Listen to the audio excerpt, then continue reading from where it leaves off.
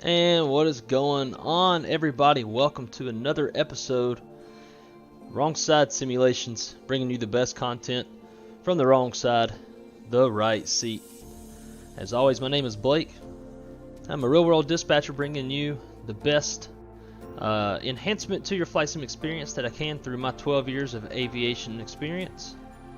Today, we're going to be flying from Charlotte, North Carolina, over to Chicago Midway, landing on some pretty short runways, and if we got some time after that, going to head on over to St. Louis, probably in the CRJ. We are here at the FS Dream Team Charlotte Airport, and I'm kind of curious about some of these ground textures. Doesn't look too great in this particular gate that I chose. Stand by, give me one sec. Gotta square away something on my audio.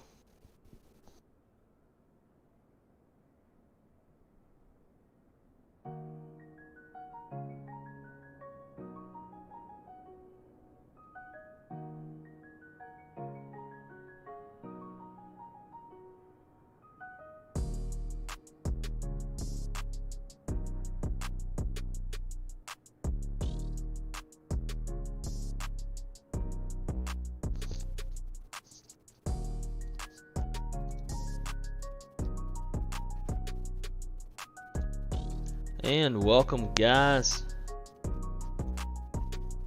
Glad I checked my mic audio there. Had no clue that the microphone was off. Just bear with me while I get everything back to where it needs to be. Alright, guys, so welcome to another episode of Wrong Side Simulations, bringing you the best content from the wrong side of the airplane, the right seat. And as always, my name is Blake. I'm a real-world dispatcher, and my goal is to enhance your flight sim experience using the 12 years of aviation experience that I've got riding around in the jump seat and learning flows, checklists, all that good stuff, and trying to implement that here to give you something a little more realistic to check out. We are here in the FS Dream Team Charlotte Airport. Of course, I choose the one gate that apparently has terrible ground textures. I don't know what this is about. And we're going to head on over to Chicago Midway, to the new airport, and take our hand at the RNAV runway 22 left in Midway. Pretty short runway, and it's real close to downtown Chicago. Should get some good looks. Some good views of downtown Chicago. So let's go ahead and jump into the cockpit.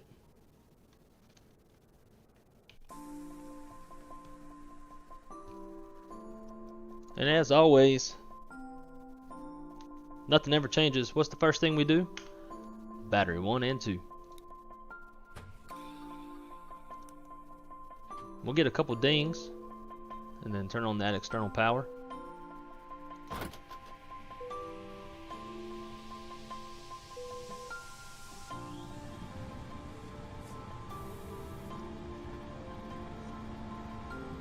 And starting from the bottom left of the overhead panel, crew supply, ground control, CEVR test, ADIRS 1 and 2. And as y'all know, we probably go, you're supposed to go ADIRS 1 on bat when it extinguishes, continue with the rest doing the same thing. But you know, we ain't got no time for that. So coming down to the bottom of the overhead panel, nav and logo lights, we'll put the strobe in the auto position, leave the seatbelt signs off since we haven't fueled yet. Snow smoking comes into auto. We'll arm the emergency lights. Let's see, the air looks pretty good. We'll warm it up just a little bit since the plane's been cold and dark. Let's go ahead and get our passengers boarding, and then we'll get some fuel going.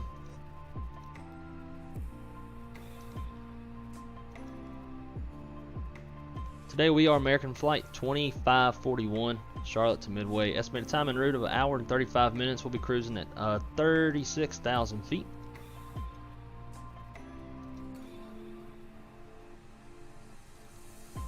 Get those passengers started. And we'll get a little fuel flowing.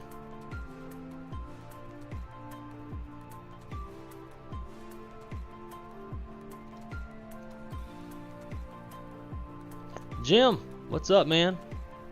Got you running and listening in the background. Awesome. As Rio would say, press go. Which when he says it's kind of hard to tell if he's saying press go or press go. Alright, so now we'll just double check on the lower or the upper ECAM that our fuel is being pumped onto the airplane, and as you see it is. We'll come back down to the McDo. We'll go ahead and pull an ATIS, so we'll have that ready. Last I checked, it looks like there is some ATC services. We got Atlanta Center online, so we'll be talking to those guys. We'll shoot off for that, and we'll go ahead and start our diff trip. Come on now. Nav database is current. Turn the brightness on these.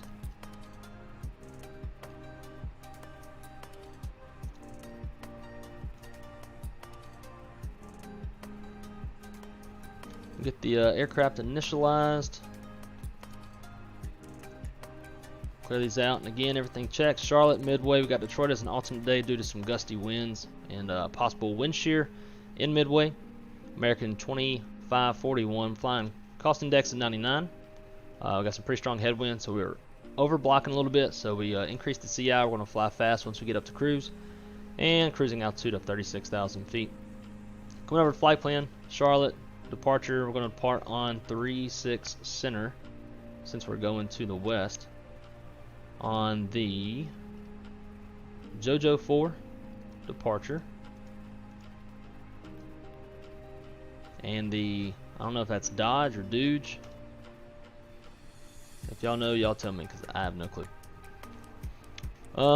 Let's see, so we'll leave that discon for now. We'll take a look at the SID, make sure it's actual RNAV SID.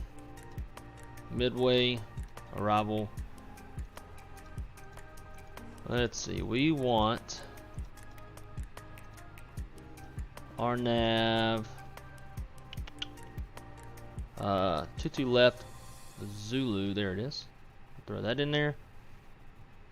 Fisk 4 arrival.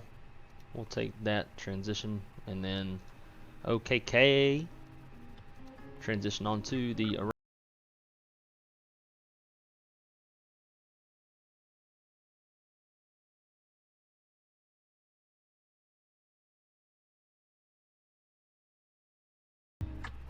SID, JoJo, where'd it go?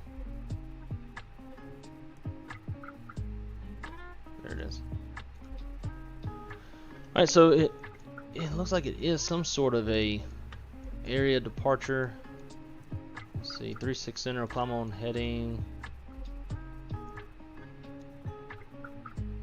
003, we're assigned by ATC, top altitude 8,000. And then we would get direct. So we'll just leave the discon for now, and we'll just go with whatever ATC tells us to do.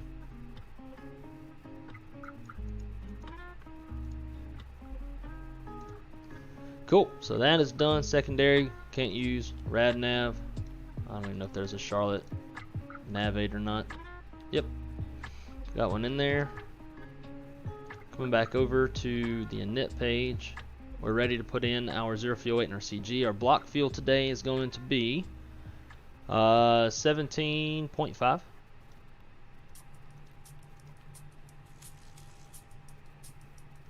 So that's in there. Let's go check on our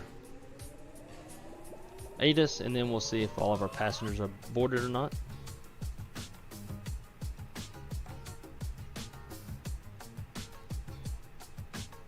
iOS Duo Kings, how's it going? Good to see you. Thanks for stopping by. Y'all let me know if the music's too loud. It's hard for me to tell what the audio levels are like between different sources. Pull this ATIS.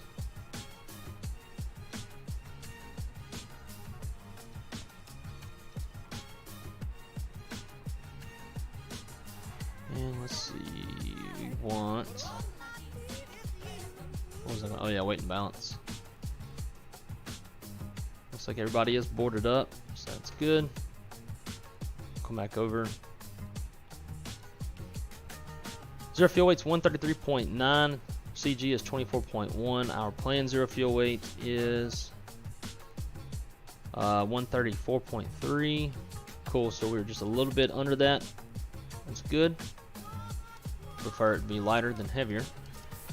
And let's take a look at the Addons. Alex, man, what's going on? Good to see you here. Thanks for stopping by. So, as of 1852 Zulu, info golf is current. Winds are variable at 3, 10 statute miles, clear skies. Temperature is 9, dew point -7. And the altimeter is 3015. Simultaneous departures in use. Expect runway 36 center and 36 right. Hopefully they give us center because that's what we're planning for. And we're going to the west, so they should prefer to have us depart off the west side of the field. See, transponder required operating on runways, taxiways, back, Cool. Alright, so the altimeter was 3015. We'll throw that in there. Get the standby. Flight directors are on. Constraints. BLR1. Top altitude on our SID today is, again, should be 8,000. There it is. Sweet. We can get our, we'll go ahead and start the, actually let's double check, make sure our fuel's on board. It's still refueling. Yeah, we've got a couple more 1,000 pounds to go. We'll hold off on the APU fuel pumps until that's good. Let's get our performance numbers. We'll do, here's your fuel weight, dry runway. Let's go flaps 1, 56 on the flex. Transitions in there. Nice. We got all dashes is what we want to see. So Alex, pardon me, I'm a little bit older. I'm not up to date on all the acronyms. What does OFC mean? Please fill me in. Let's see. I gotta put on. Cool. All right.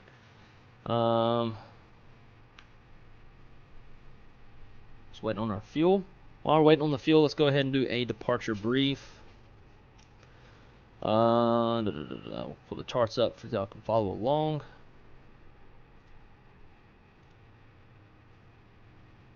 How does your A320 look different? Like the altimeter shows both HPG and regular at the same time, and your tablet is white. So I'm using, of course, okay, that's what I thought it meant, but I just wanted to make sure. My textures are different because I'm using some third-party textures off of FlightSim.2. See if I can find those real quick. It completely changes all of the cockpit textures. As far as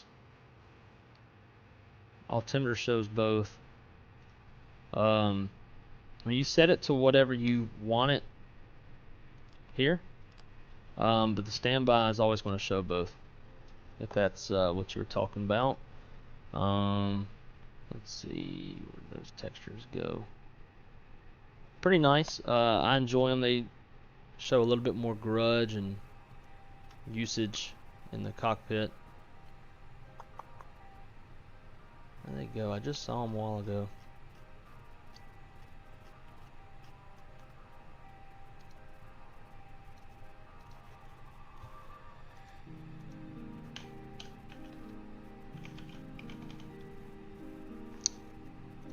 What's this thing called? Flight flow.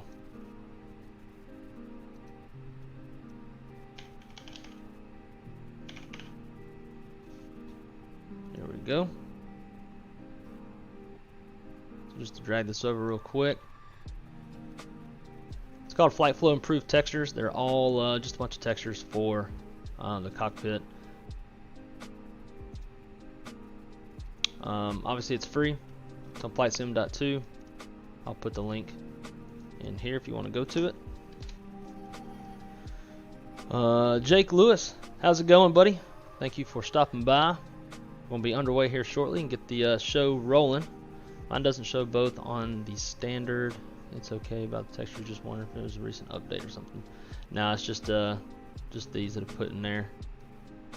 Also, I had some custom stuff made for myself. A good buddy of mine made them for me. Got these little placards made, as well as this little sharklet sticker. That's something that we have in our real aircraft. I just enjoy seeing them since I'm used to seeing them in our actual fleet. Let's see. Alright, so departure brief, and then we'll get the rest going. So this will be a right seat takeoff. Aircraft type is A32NX for tail strike avoidance. No MELs or CDLs that affect the performance of the aircraft. It'll be probably a 1-engine takeoff. Now we'll do 2 because it's gonna be pretty short. It's a straight shot down a 3.6 center. If they give us 3.6 right, we'll do a 2-engine taxi. Taxi route more than likely is going to be probably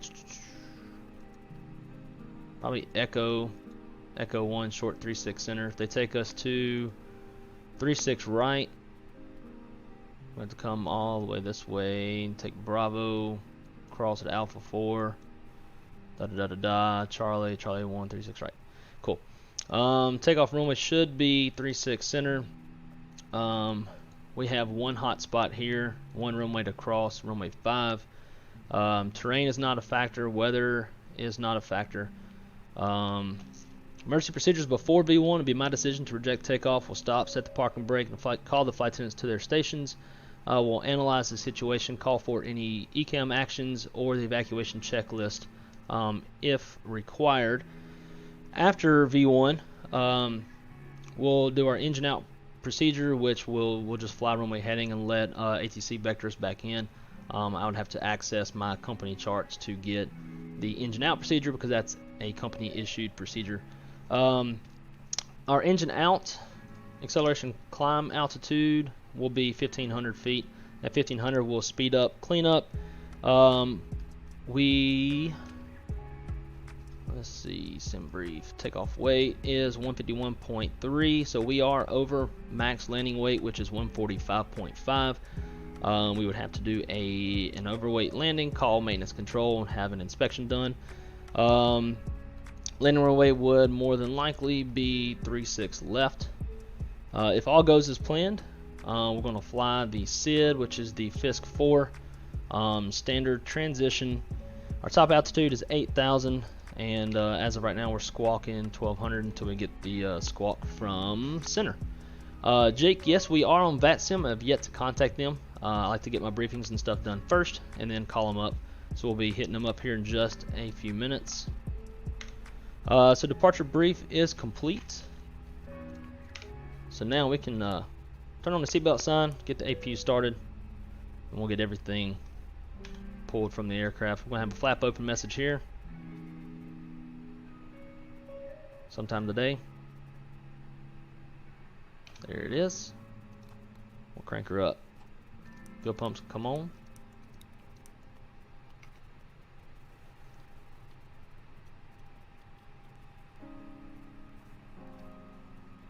And just kind of scan and make sure everything looks right. TCAS to auto, all. Cool. We're just waiting on the APU. The fuel pumps, then we can do the before start checklist. Call tower, or center actually, and then we'll be on our way.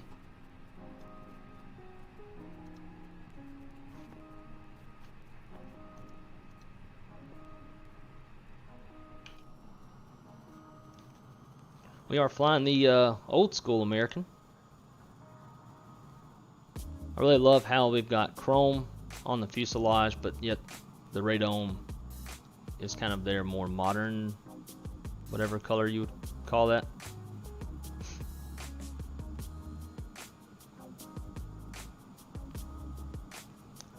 Yeah, right seat does look weird, right? That's part of why I fly right seat.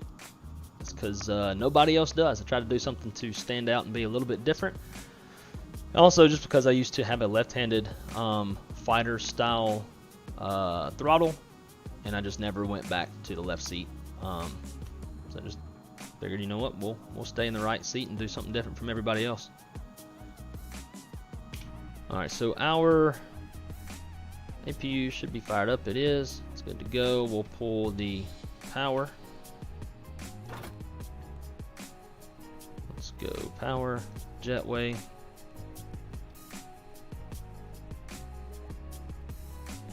There we go. Beacon come on. Alright, before start, checklist. Maintenance log and tail is on board and check. Cockpit prep is complete. Gear pins, covers are removed. Signs on auto. ADIRS nav. Fuel. Let's see. Fuel, we've got 17.6 on board. Turn this damn music off. 17.6 on board. Min required is 16.1. Altimeters is 30.15 set. EFB is checked. Windows, doors, and slides. Closed and armed. Beacons on. Thrust levers idle. Parking brakes on. Transponder is in auto. Before start checklist is complete. Now let's give center a call. Hopefully they're still on. They may not be on anymore. Actually, yeah, they are. 3297.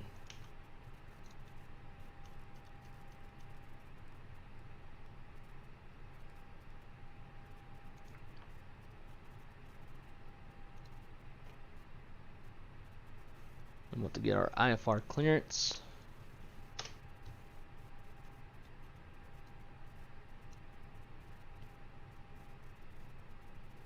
I guess ain't nobody talking. I usually like to hear somebody talk before I go. American 232, wind variable at 3, runway 36 center, clear to land. Clear to land 36 center, American 232. Delta 570, RNAV to football. I knew that. Runway 27 right, clear takeoff. And just bear with me, guys. Getting my charts back squared away. I'll use charts on the monitor where y'all can see, but I always have it pulled up on my company EFB as well, just so that I can have a quicker reference instead of having to go click around to Charlotte.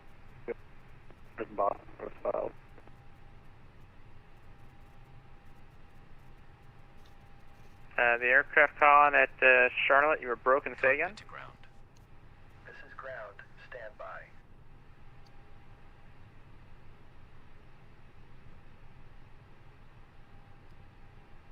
It's American 2315. We'd like to pick up IFR clearance at the BACEN as filed. That's filed. American 2315, I do not see on the ground at Charlotte.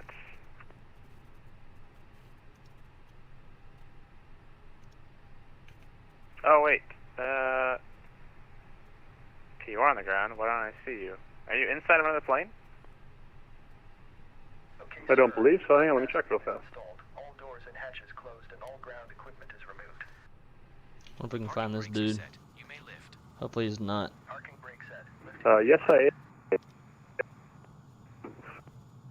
All right, American 2315.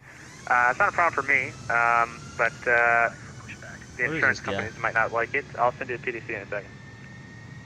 All right, you want to give me a minute? I'm going to move over to Bravo 7. So I'm not on top of this guy.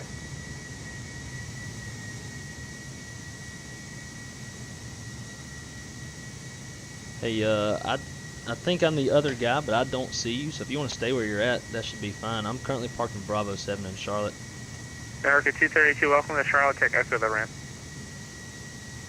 Looking to take us to the ramp, but my scenery's not loaded, so I'm not sure where echo is at the moment. All right, no worries. It's the next taxiway. You can go straight or left to the ramp. Alright, we'll continue straight to the ramp. You just come. I'll put that PDC now if you wouldn't mind. Yep, 1 second. Delta 570 radar contacts, altitude. Might take a while because we're going to have to get PDC as well. Delta 570, call and maintain level 390.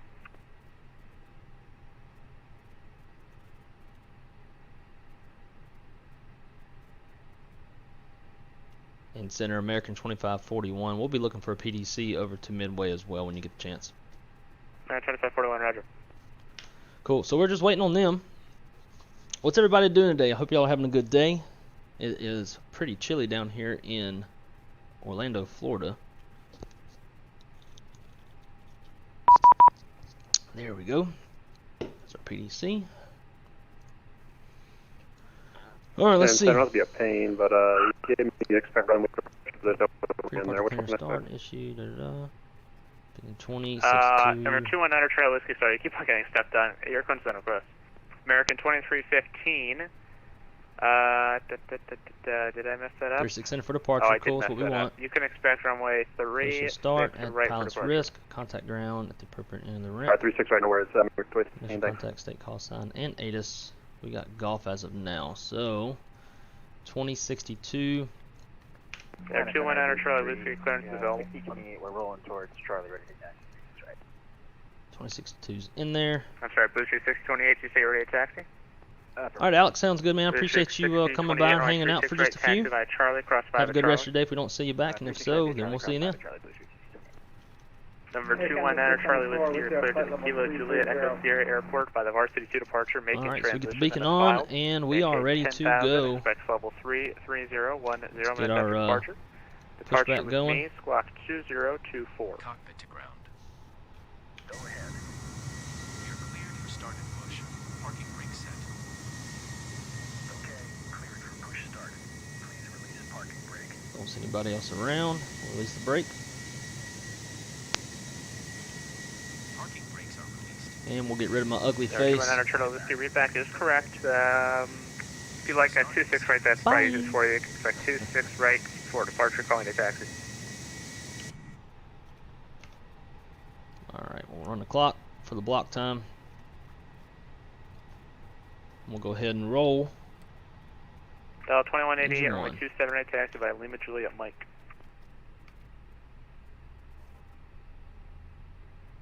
Potential aircraft in the vicinity of Atlanta. Information Zulu is now correct. The Q, wind watching 3206, from Indy, trying to altimeter figure out what I'm doing 3014. wrong on my ILS approaches. Still pretty new to Microsoft Flight Sim 2020 and the fly-by-wire. Also, potential aircraft at Atlanta 320. Center be closing in 15 minutes at 2020 Zulu. Ooh, we gotta get out of here before he shuts down. Air Canada 694 with your flight level 330. We'll just stop here. Air Canada 694, and with your So parking Spirit brakes. Atlanta Center, hello. Descent at Pass Discretion, maintain level 240. EQ, so Maintaining a positive discretion, maintaining just a couple quick things to think about when shooting the ILS. You may disconnect. And actually won't be shooting one unless we switch to a 57, different go. runway in Midway. I won't be shooting one. I'll be doing an 57, RNAV figure GPS start approach. The first thing you want to check is you want to make sure you select an ILS approach in the McDo. So under flight plan, you would go to arrival, click an ILS, and then once you do that, you want to go to the RadNav page and make sure that you have a frequency in there. And if you don't, you want to look up the frequency for that runway and put it in here. And then, so we got a good start on one. Let's roll number 2. And then, when you're on the approach, typically you want to come in below the glide slope. So, let's see if there is. Just to give you a reference. Approach. Here. Alright, so we can start the approach here. Say if you're coming into Charlotte on this runway, you'd want to come in at 4,000 or lower. That way you're below the glide slope. District 6028, flight heading 025, And runway 26 right, of takeoff. once you're below the glide slope and you're lined up on the localizer, hit the approach button, and that'll arm the approach, and then once the airplane catches up to the glide slope, it will then track it down. If there's not any ATC in Midway when we get over there, then I might switch the runway over to an ILS to give you a little demonstration, I guess. It grabs the ILS but never follows the glide slope. And you do have the you are pressing the ILS approach button, right? And you also have to have both, well not both, but you need to have at least one ILS push button armed. you typically would want to have both of them, but sometimes in real airplane one might be deferred. So, but you don't want to have both selected, and then before you catch up to the glide slope, you want to have it armed, and then once it's armed and you catch up to the glide slope, once it comes down, meets the aircraft, it should capture and follow it down. All right, so we got a good start. After start flow, engine mode selected normal, arm the spoilers, reset, rudder trim, flaps 1 today. Trim is 24.5. We got TA already. 2 engine taxi. We'll kill the APU. After start checklist, engine IS is off, yellow pump is off, rudder trim 0. After start checklist complete. Radar contact, climb maintain level 270, proceed direct wheel. Alright, I'm gonna give it a try again this evening. Good, yeah, and let me know how it works out for you. Make sure to subscribe so the next time you see me on, you can let me know how it worked out, and you can go from there. Delta 2188, RNAV to SLAW, runway 27 exit Bodega. Go.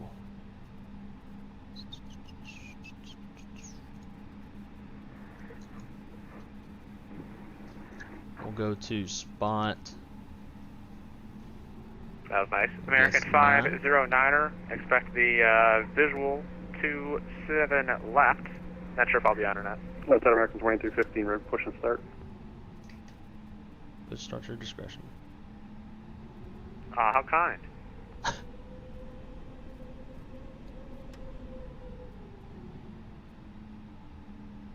Let's see, Addons is Golf. Is it 22? Oh, that's old. I need to pull a new one.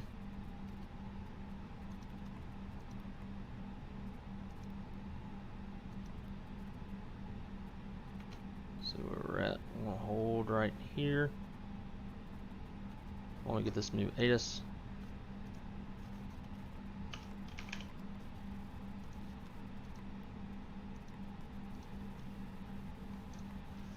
So an Addons, for those of you who don't know, comes out every hour, typically at the same time unless there's a special.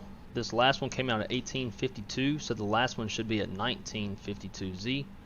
So that's the one we're going to be looking for. Company message, AOC menu, messages. Yep, info hotel at 1952Z. We'll print this off.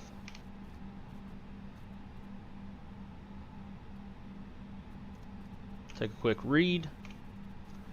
Winds calm, blah blah blah, 3014.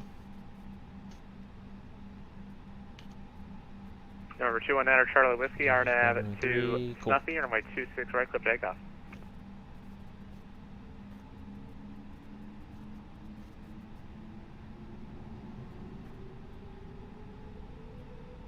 Delta 2188, radar contacts, the altitude. Delta 2188. If I maintain level 390, and Max told me I'm fired if I don't give you shortcuts, so proceed direct wallet.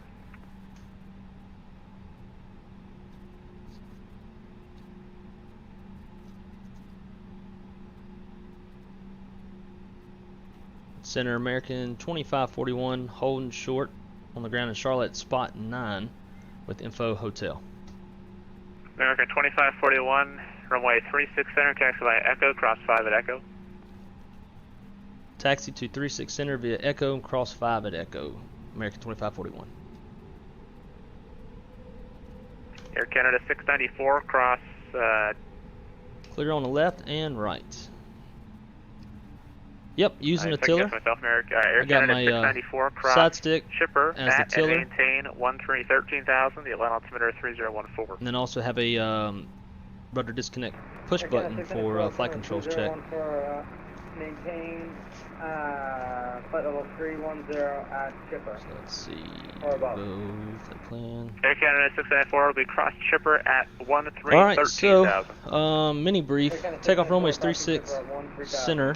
Gross weight is 151.3. Fuel on board 17.5. Flap config 1+F. V speeds got 135 and 140. Flex of 56. Initial altitude is 8,000. Standard transition in our first fix will be Wade's. We'll do flight control check. Full left, full right, neutral. Full up, full down, neutral. Staying on. I'll be relieved in 7 Rudder minutes. full left, full right, neutral. Flight controls check is complete before takeoff flow.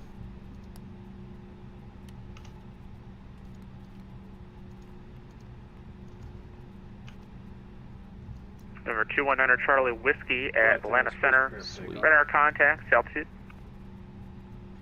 Coming up on runway 5. 219 at Charlie Whiskey, climbing tape level 330. Once we cross 5, we'll start the before takeoff checklist. So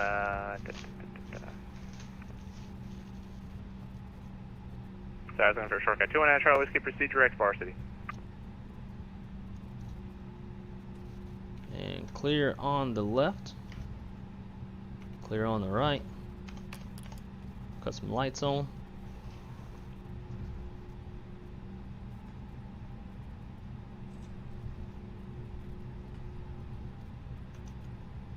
Not real sure how there's snow on the ground. It's 9 degrees Celsius. American 509er, turn right heading 340.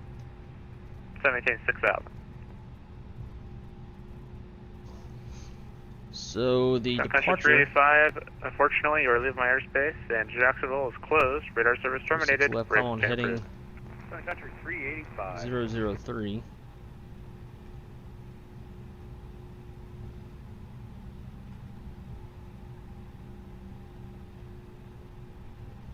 Alright, before takeoff checklist to the line. American 22. Gross weight comparisons complete. Pitch trim 24.1% CG set. V1 VR V2 flex is 135, 136, 140 flex 56. Flaps config 1 plus F. Flight control or flight instruments checked. Flight controls checked. ECAM memo takeoff all green. Previous wind shears on auto. TCAS code set TR. Oh my god. Charlie and cross runway 5. TARA. Good god. I'm trying to go too fast. Cabin crews advised. Mini briefs complete. Before takeoff checklist to the lines complete. And before takeoff checklist below the line, takeoff runway 36 right is confirmed, as you can see outside. Fuel, we've got 17.4, 16.1 is required. Engine mode selectors, normal bleed packs are set. Before, these are supposed to be off.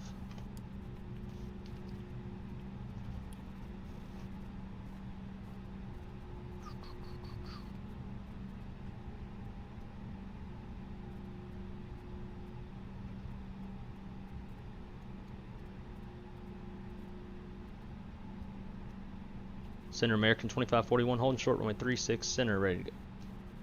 American 2541, fly runway heading runway 36 center, clear for takeoff. Fly runway heading 36 center, clear for takeoff. American 2541. Alright, so we're going to be flying runway heading 003. Washington is closed, radar service terminated. And then he'll give us direct to Wade's once airborne. Clear on the left, clear on the right.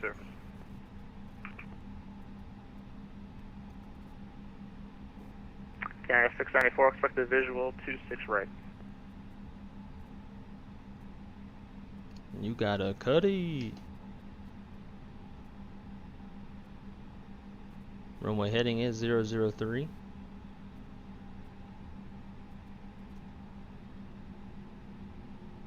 Here we go.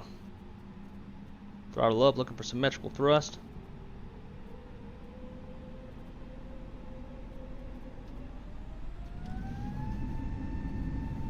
Man flex, SRS runway, all thrust blue.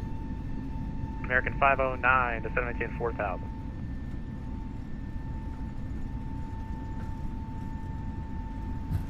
And a bit of right rudder for winds, 80 knots, thrust set.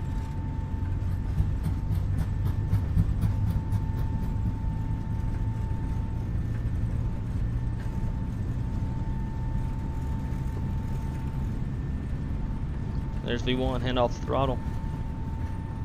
Rotate. And we got positive rate, gear up. Disarm spoilers.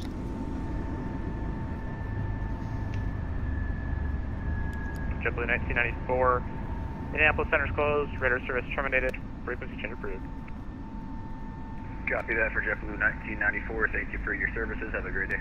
You too.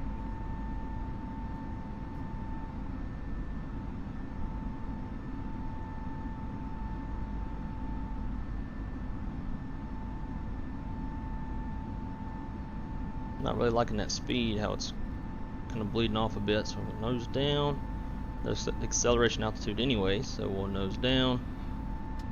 Thrust climb, open climb. And we'll accelerate. American 509er, turn left heading 300, turn the 27 left localizer.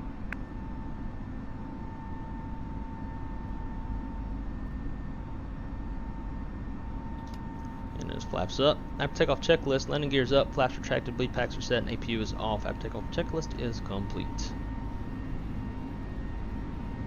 Hope he doesn't forget to turn me.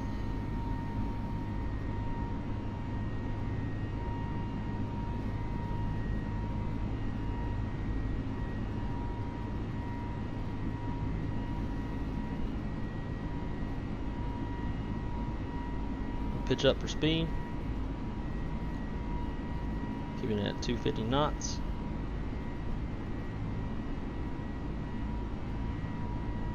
American 509, sorry, say again. Oh, thank you. Once in a million. American 509er, airport 12 o'clock, 11 miles, reporting site. American 509er, runway 27 left, no, clear visual approach runway 27 left. Come on, guy, turn me.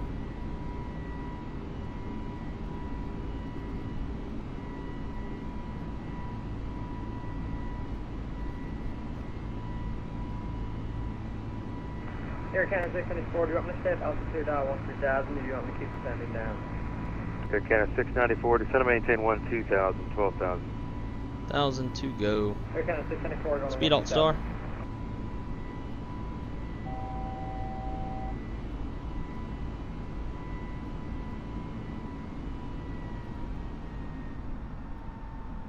American 2541 with their contact, say altitude.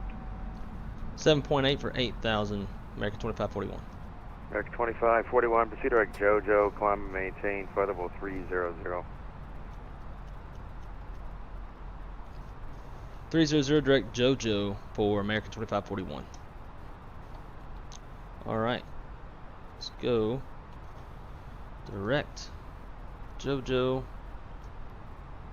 And John let's 723, open I'm climb. Mike Atlanta City, Roger, Birmingham, altimeter 3018. Thrust climb, open climb, nav. Rock and roll.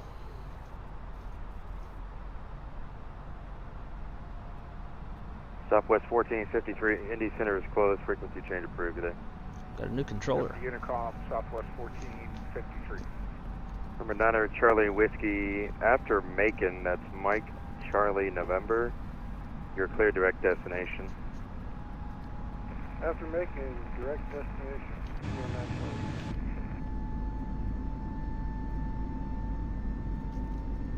Atlanta Center, Delta 800, level 30. Love that patch of Delta 800, snow. Atlanta Center, squawk 2003. Looks nice. 2003.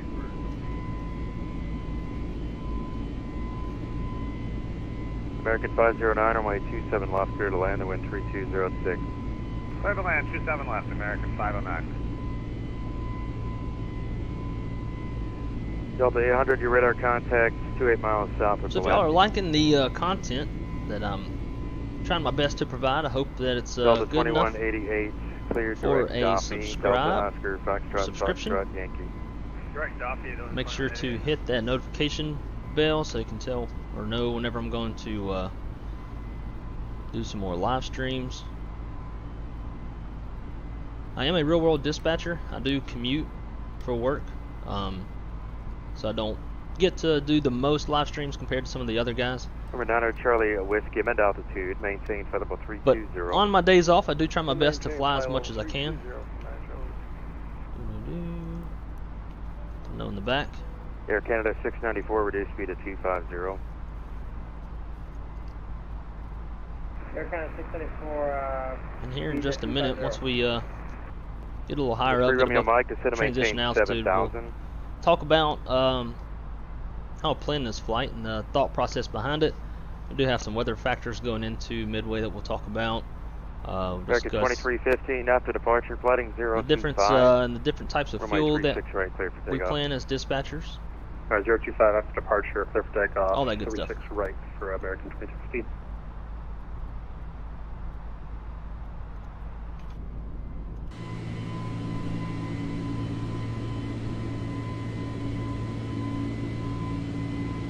American 2541, resume normal speed. Resume normal speed for American 2541. RDM. Air Canada 694, we're going to need radar vectors down to 26 right. There's not even any speed Air Canada 694, turn right heading restrictions. 120. I guess maybe he thought the last dude told me something. It didn't. Oh my Air god. Canada 694, turn right heading 120. What the fuck?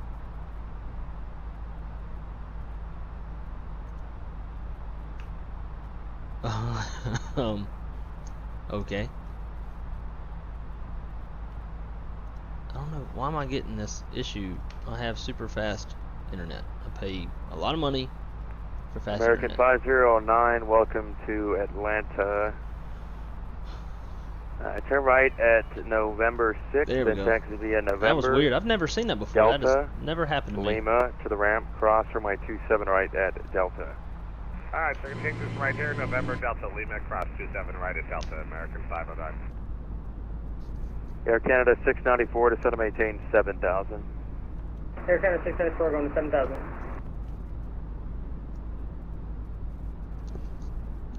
Used to be a fueler for United Express at O'Hare some years ago. Oh, I Free bet that runway was. Mike, fly heading But that was pretty fun. 100 vector. Got to see a lot of heavies and some really cool aircraft. That's how I actually started my aviation career. I wasn't a fueler, but I did do ground operations for Delta Airlines some years ago, doing the gate and ticket counter and throwing bags and de-icing and cargo, GSC, doing everything and anything under the sun. I did that for about 5 years, and I was like, you know what, I'm tired of counting bags. I want to do something technical, aviation. I was going to be a pilot. Didn't work out after some changes with some Delta 2188, Jacksonville laws Center and is getting closed, your frequency change ATP. approved. Came out of the Air Force, and the VA was going to pay for my aviation degree, and then once the laws changed, the VA said no, and dispatch was the next best thing. So here I am as a dispatcher.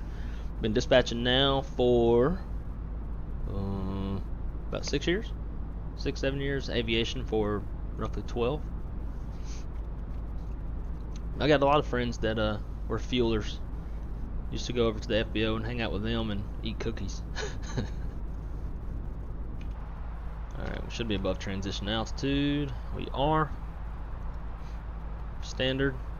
I think I forgot too, but once they assigned 30,000, I was supposed to call 30 blue. To call out that our pilots do based off of our SOPs. Once you get assigned a new altitude, the pilot flying will put it into the FCU, flight control unit, put it in up here, and they'll call out 30 blue, and the pilot monitoring will call 30 blue just to cross check.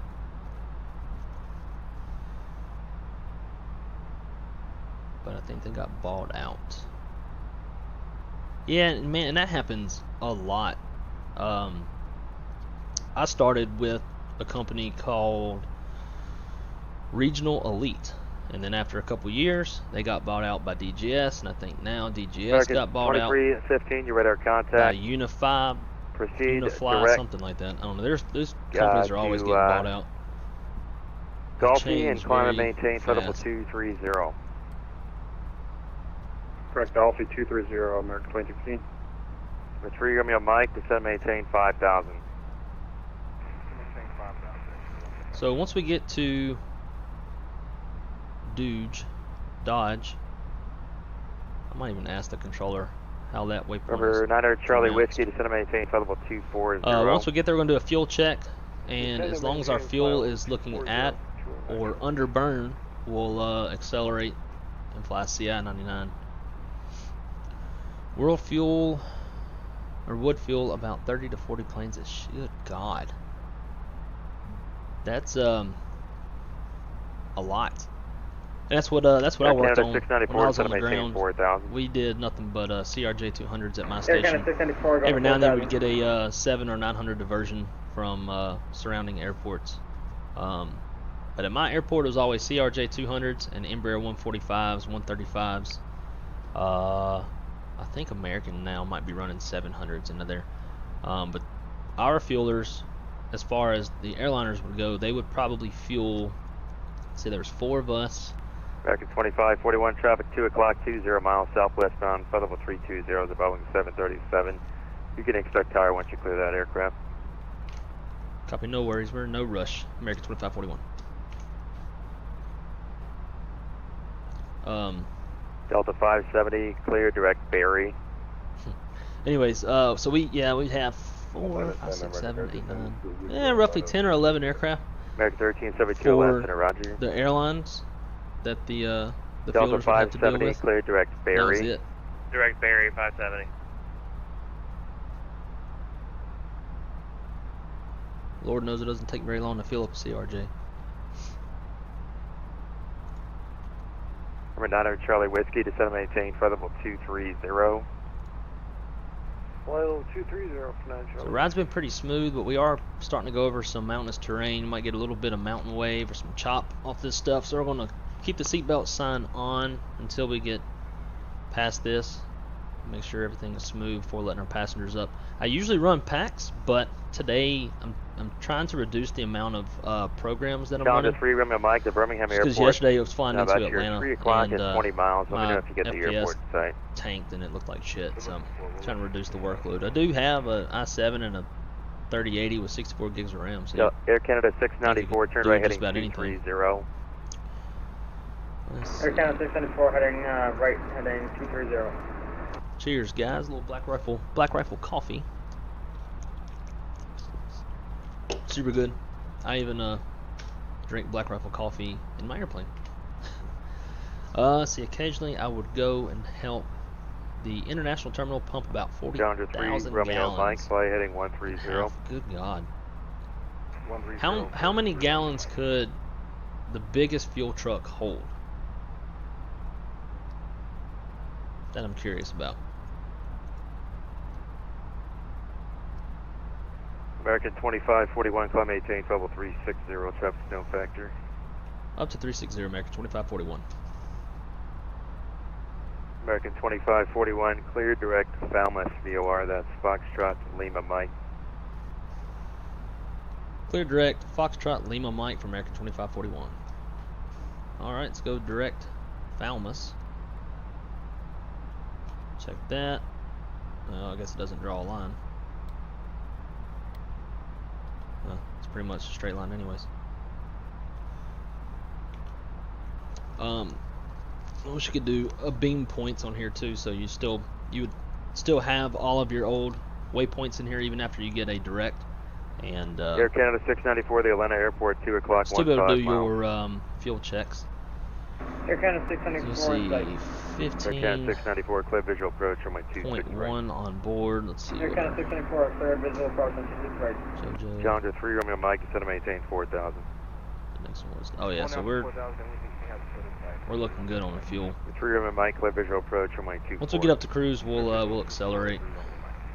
American 1372, 10,000 descend and maintain, flight level 240. I drove a pumper, so I was a little pick up that hooked up to the tanks in the ground. Oh, okay. I know what you're talking about.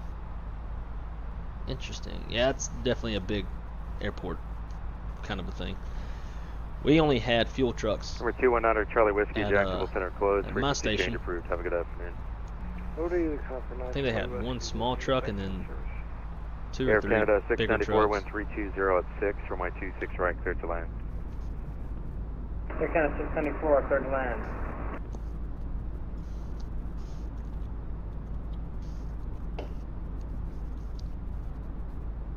So EQ, I'm assuming that you obviously no longer pump fuel. What made you quit doing that?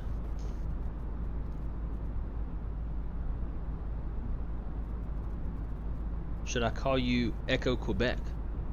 Make you sound cool.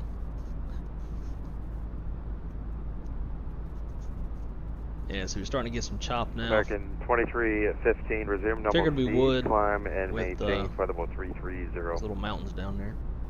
Normal up to 330, American Be surprised just how much terrain can affect John to 3 Romeo Mike, wind your calm on my rides even when 24, you're clear a line. bit higher up. For the land runway 24, John 3 Romeo Mike.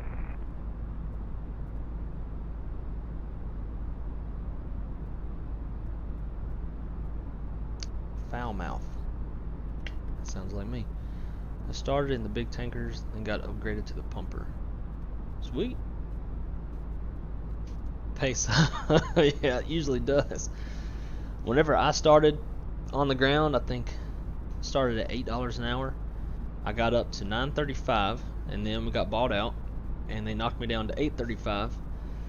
They told us, "Oh, yeah, we're taking over. Sorry, citation November. We're taking over, but you'll get to keep your 058 seniority." And so Bravo I'm like, Line, hell yeah, that's great for non-revving. And little did we know that we were screwing ourselves by accepting the seniority.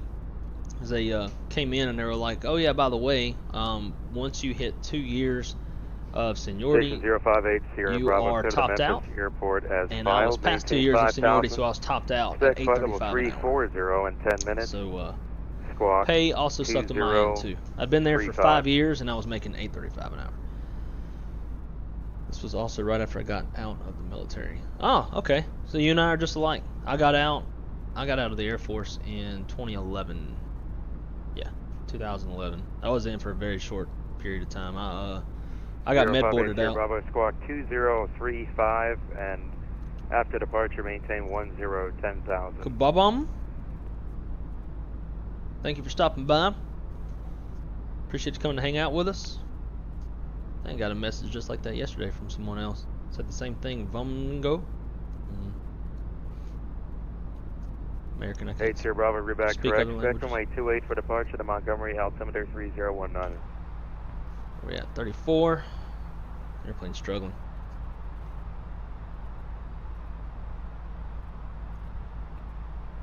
What branch were you in? American 1372 cross chipper at 3000. All these damn altimeter Americans. 3014.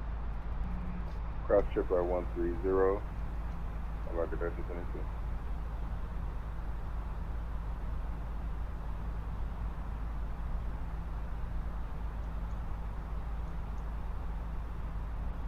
I see him. American 1372, Chicago, Atlanta.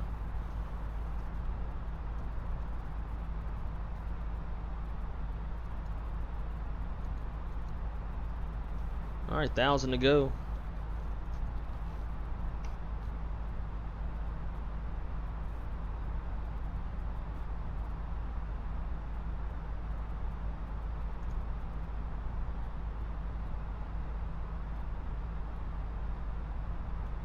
We're still in some light chop, so we'll keep that seatbelt sign on.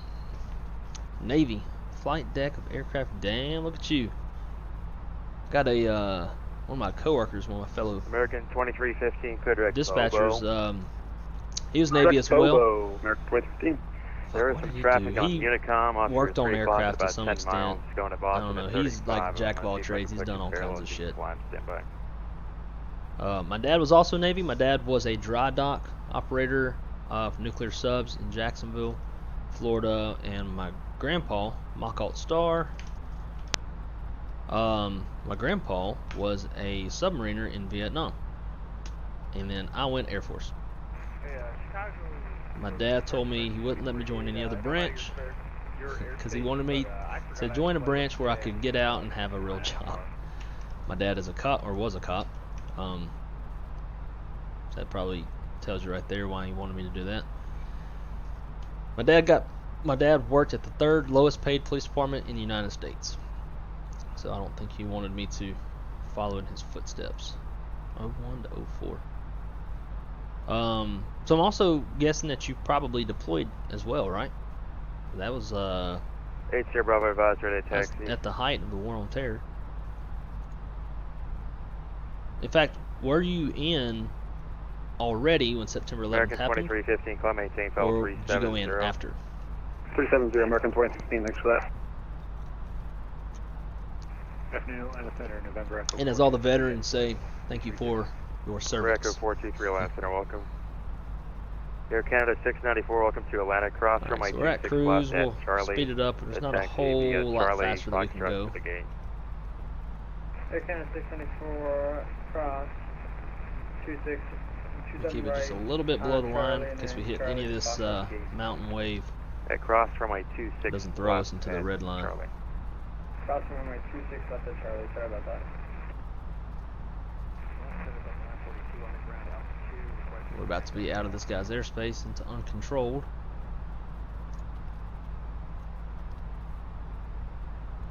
Subs, no thank you. I stay on the flight deck. Yes, sir. Operation Enduring Freedom.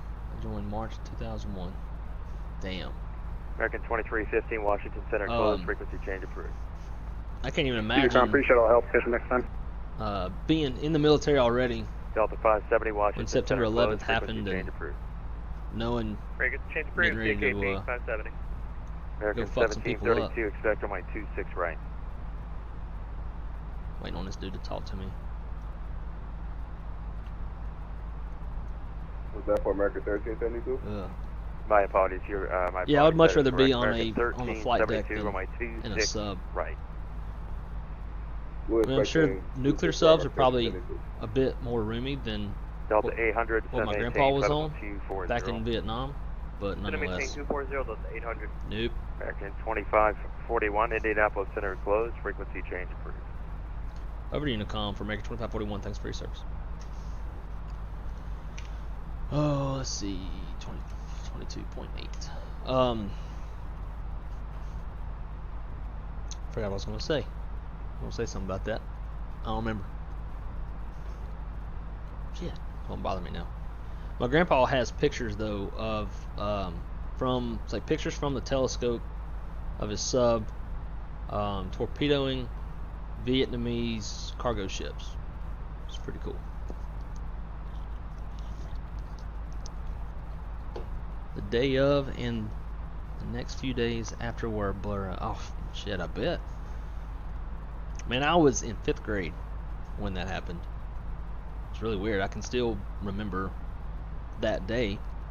I didn't really understand what the hell was going on. My people were making a big deal out of stuff. I remember watching the towers burning on TV, but they turned it off before they collapsed. That's about it. So I can't imagine being a young sailor in the Navy, experiencing that shit, and then like, all right, well, get to go back, boys. We'll load up and get out of here. Yeah, I couldn't do subs because I found out in the Air Force that I think I'm a little bit claustrophobic. Put on the gas mask and the Mach 4 gear to go into the to do the tear gas stuff, and honestly that didn't even bother me much. But then we did a simulated deployment, our 6 week of training, and we had to address Mach 4 with the mask and everything, and it was, you know, obviously in San Antonio it was really hot. And they would simulate like our base getting mortared, stuff like that. So we'd have to like go into this lockdown shelter, and there'd be about 200 of us. It was 4 flights, so there'd be about 200 of us all stuffed into this thing. And from there I was like, yeah, I think I'm a little bit claustrophobic. But I was also an element leader, which helped me out. I was assigned a special detail during this little part of training, and I would go sit in a air-conditioned tent. It's the only thing on that whole simulated base that had air conditioning. And while the cadre were off doing whatever they were doing, I would get up and go pop the seal on my mask, let a little AC in, and then seal my mask back up. Because, you know, perks. I just walked into the flight deck control when this. Oh god, man, I just can't even imagine like being a tier 1 operator, like a SEAL or Green Beret or some shit like that on those days. Because I mean, those are direct action forces, right? So you know those guys are like, they knew not only are they just going to deploy, but they're about to go meet these bad guys face to face and then shoot them in the face.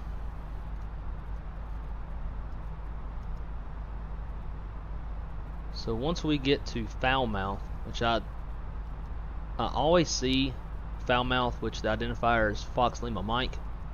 I see that all the time when I'm dispatching. I didn't know it was called Foulmouth. And I feel like I need to go live there. It's just south of Cincinnati. I need to live there because I have a very foul mouth. Yep, we had to put our masks on Shut all the doors, turn off ventilation on the ship. It got warm. Fuck that. Period. Nope. I'm good. I'm going to turn the seatbelt sign off.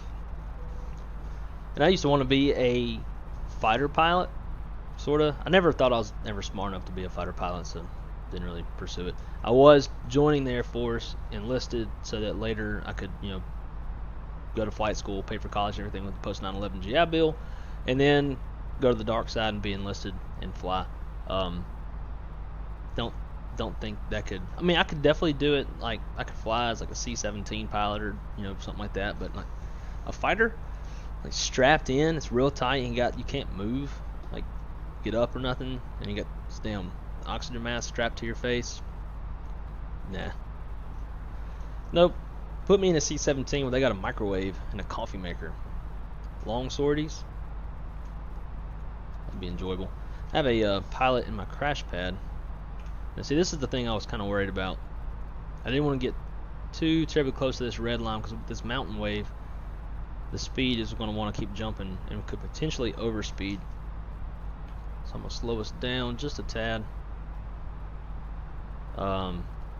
We actually see this pretty often where I'll have guys going over the Rockies flying CI-99, so they're flying fast, and they'll get just a little bit of like clear air turbulence, or not really clear air turbulence, but like more so mountain wave, and it'll throw them up into that overspeed for just a quick second. And depending on how fast it is, they have to get an inspection once they land for maintenance to make sure that the aircraft is still structurally okay to go. Usually it is. Some of those things you can't really avoid, other than just to maybe always fly slower over the Rockies.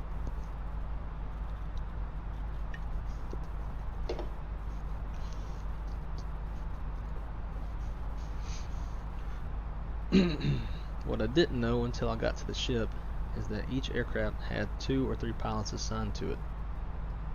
Really? I didn't know that either. Because you always see, at least I guess like the maintainers or whatever position, you see their names painted on the airplane. So they always have 2 or 3 different pilots cycling through that airplane. And then you come to your airplane and something inside is not how it's supposed to be. I'll be going looking for some ass to chew. Don't be leaving my knob turned the wrong way, son of a bitch.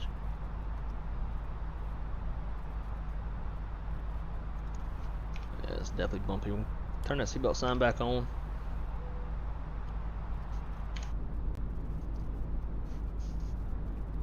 Sure is pretty though. I wouldn't mind living in some hills like that, as long as I can have quite a bit of land. I would love that. I live down here in Orlando, Florida, but I work in Fort Lauderdale, so I commute every week to work. But I grew up in Louisiana, and kind of aching to get back to something like that. I'm not too crazy about big old cities. They're kind of fun to visit every now and then, I guess, but I kind of like to get out in the country with some space. Everybody's nice, friendly. Yeah, rotation, so flight ops can keep going. So when you say that, like the pilot cycle, is it like I'm trying to think how to word it. I guess I'm trying to get at is like if you're on a I don't want to say a deployment, like if you're out at sea for 6 months, do you have just like one pilot flying that airplane during that 6 months, and then like the next 6 months the next one comes, or is it like today you got Major Johnson flying, and then tomorrow you'll have Lieutenant Dickwad? So it like the rotation's like daily or longer than that? Alex, thank you for coming back. Can only stay a few minutes. That's fine. Like we talked about earlier, there's always the playback. You don't feel like you have to come in and stay for this whole thing. In all honesty, I struggle to watch flight sim live streams because it can be a little slow. But when you have like the flight sim community and you're involved and you can chat with people, I'm sure it makes it a lot more fun. my chat or my channel is still in its infancy. Hopefully I can bring a little more varied content once PMDG comes out. We'll get the 7.3, and then when the Phoenix comes out, we'll get much more realistic Airbus. God, I can't wait for that airplane. I'm really excited for the 7.3, especially for something that's different from the Airbus, since we've had nothing but Airbus on this simulator for the past year and a half. But I'm a big Airbus fan, so ready for that Phoenix. And it's a little more exciting, I think, for me, just because with my job I have access to manuals like the CDLs and the MELs and the AOM and stuff like that, and I can apply that stuff to that airplane because everything in it is modeled. And I don't know if y'all know this, but the Phoenix airplane, the company that they bought the licensing from, they do professional flight simulators for airlines, not necessarily to like do this kind of stuff, but so that maintenance control can replicate issues and figure out how to fix it by being able to interact with the simulator firsthand, stuff like that. So Phoenix got their licensing from, I think it's ProSim or ProJSim, one of the two, and ProJSim makes flight simulators for airlines. So this thing is supposed to be extremely realistic, very high fidelity. All of the circuit breakers are modeled, which is cool because there's a few procedures that I have to relay to my pilots when they have issues, like they might have an issue with the McDo, and so I'm like, hey, here, do this, like pull this circuit breaker and this circuit breaker, let it sit for 15 seconds, then pop them back in reverse order. That'll reset the McDo and the ATSU, clear out the cache so that everything uploads correctly. I'll be able to do that in the Phoenix, so that'd be pretty cool. Looking forward to that. Watching the takeoff now. Sweet. Let's see. Echo Quebec. No, so they took sortie shifts. Oh, okay. So one would do a sortie, come back, and then the other pilot would jump in after inspection, refuel, and such. Damn. That's a... Oh, so at my company, we run the hell out of our airplanes. When they do the weekly checks and the heavy checks and all that stuff like you're supposed to, but nonetheless, like we are just constantly running those airplanes, and it can be like Lauderdale down to Lima, Peru, back, and then boom, that airplane's, it just got done flying pretty much 12 hours straight. Now it's going to turn around and go up to LaGuardia or something like that. We run the shit out of our airplanes, so it kind of sounds about the same. There'd be a lot of hours on that airframe. A380 and a 7.3. Yep. I'm curious. You know, I've never been super interested in flying like an A380, just because I don't think there's ever really been a good one to fly. So when this next one comes out, whenever fly-by-wire gets it done, I am interested to fly it a bit. I don't usually fly heavies just because I don't fly super long distances. I don't want to sit at my computer forever, and I sleep way too much. So like I'll go to sleep, I'll wake up in 8 hours and land. No, I'll sleep till 10 and then miss the landing. Airplane sitting there holding until it runs out of gas. But the 7.3, super excited for. I don't know if you saw the update from PMDG yesterday, but they will be releasing, they're going to do the 737-700 with the cargo variant and the BBJ first. Then possibly the 800 after that, because they know that's what people want. But the order in which, like, they're, 700, 800, 900, the order, they haven't confirmed or finalized that yet, nor the prices. But they're not going to do bundles like they used to do. They're basically going to sell each airplane individually so that they can appeal to a broader audience, I guess. One, so that people can get the specific type of airplane that they want with whatever they plan on doing in the sim. And then also, I guess, to make it more affordable for the broader masses of flight simmers. I don't care. I'll be buying every single damn one. But that's me. And thinking back to, not too long ago, whenever I was younger and didn't have a big boy job, I couldn't afford most add-ons Unfortunately, I'm at a point in my life where I can, and I spend way too much money on flight sim. Way too much. My plan is to take off, get up to cruising, and let the AI take over ATC, set an alarm on my phone when it's getting close to land. Yeah, there you go. Especially if you're in a 7.3, you can really let that thing go because it will auto descend, whereas Airbus won't. There's a trick to make the Airbus do it. Some of our pilots were telling me how to do it. It's like you set the altitude 50 feet lower, something like that. I don't know. And across the top of descent, it'll auto descend. But that's another reason why I used to never fly Airbus. I always flew Boeing because I didn't want to sit here and have to tell the airplane to descend. 7.3 do it on its own. I have no idea what the difference. Okay, I'll show you. Let's take a look-see. Basically, it's just the 737-700 is shorter than the 737-800, and then you got the 900 as well. Ah, hit the wrong damn button. Boom. And then 800 images. So let's see if we can get this where you can see all of it. Some of these are the same. So the 737-700 is pretty short and stubby. I'm gonna blow this up.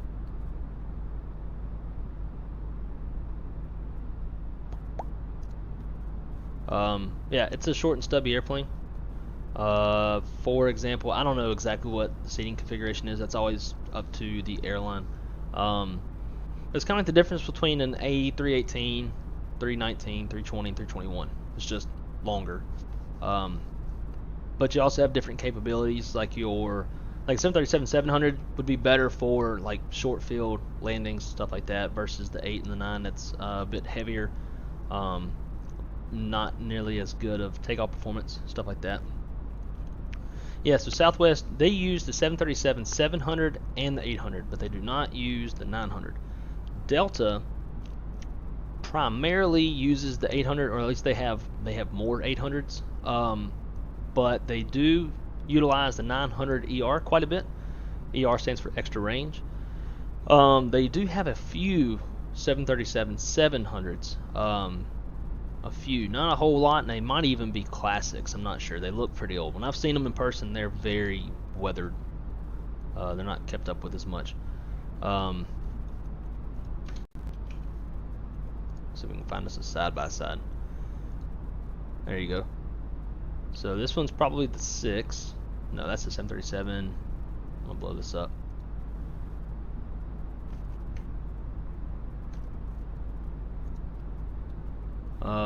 Make sure my camera's not in the way. Nope. So yeah, so the 737-700, as you can tell, it's a little bit shorter and stubbier than the rest. Then you got the 800 up here. So as far as like the cockpit and the avionics, is the 737-800 and the 700 are the same. And then in the MAX, obviously more fuel efficient, different engines, different avionics, all that kind of stuff. So you'll see that a lot with different types of aircraft. It'll be the same type, and within that type you have different variants. So this is a 737, which is the type, and then the variant would be the 700, the MAX, or the 800. For Airbus, it's the Airbus 320 families, the 318. You don't see a lot of those in the airline industry. 319s, on my airline we have 145 seats on those.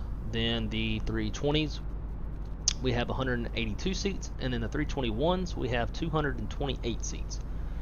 3 flight attendants for the 319, 4 flight attendants for the 320, and 5 flight attendants for the 321. Makes sense because Southwest uses them. Yep, you sure do. Played around with the idea of doing Southwest, like an Airbus with a Southwest livery, but you know, flight simmers, we try to be ultra realistic, and I don't want to hear people whine like, oh, Southwest doesn't fly Airbuses. Wish they would. It'd be pretty cool if they did. I have a friend of mine that dispatches at Alaska, and even though Alaska knows full well that Airbus is far more fuel efficient than the 737. They're getting rid of all their Airbuses and going back to a 737 only fleet. So, whatever, more power to them. Maybe we'll get some of their Airbuses. Alright, so we are almost at Foulmouth. When we cross Foulmouth, we'll do a fuel check, make sure we're not underburning. We are flying a little bit faster than... actually, I planned to fly CI-99. Let me know in the chat if you know what CI is, cost index, and if not, I'll explain that to you. It's a pretty easy concept. I planned CI-99, so the fuel burn should account for that. So we should not be overburning, but we'll find out. And then once we do that, we'll talk a little bit about fueling and flight planning and that kind of stuff. I think what I might do as well is I might make either do like a live stream or make a pre-recorded video on dispatching flight sim flights, which sounds kind of boring, but I think a lot of that is missed. I don't think a lot of people really know truly like how to dispatch like how to flight plan a flight as if it were real or not. Smooth rides, we'll do that. Let's see, I just started a Southwest A320 career in PAX last night until the 737 comes out. There you go, kind of. Yeah, so I'll explain CI in a sec. But yeah, I did. Oh, it's not loading up some traffic. I did a couple streams with an Airbus Southwest, whatever. Nobody pitched a fit, but same time I have like a total of 56 subscribers, 57 now I believe. So you know, there's not a whole lot of people to pitch a fit anyways. But anyway, so cost index is basically it's a number range from 0 to 999. Airlines don't really use that high up. We typically plan from 0 to 125. The higher the number, the faster you fly. So it's kind of more of a fuel efficient type thing, and you can adjust the cost index. Say if like you're flying west, got some strong headwinds, and you're over blocking. You're flying a little bit longer than what was scheduled to, then you can increase the CI, fly a bit faster. You're going to burn more fuel. You're going to be heavier on takeoff, that kind of stuff. But as long as you don't have any performance issues, and you can get off the runway with that weight, then you'll burn that extra gas and hopefully get there a little bit faster. Or let's say, I don't know, just to run a run a scenario.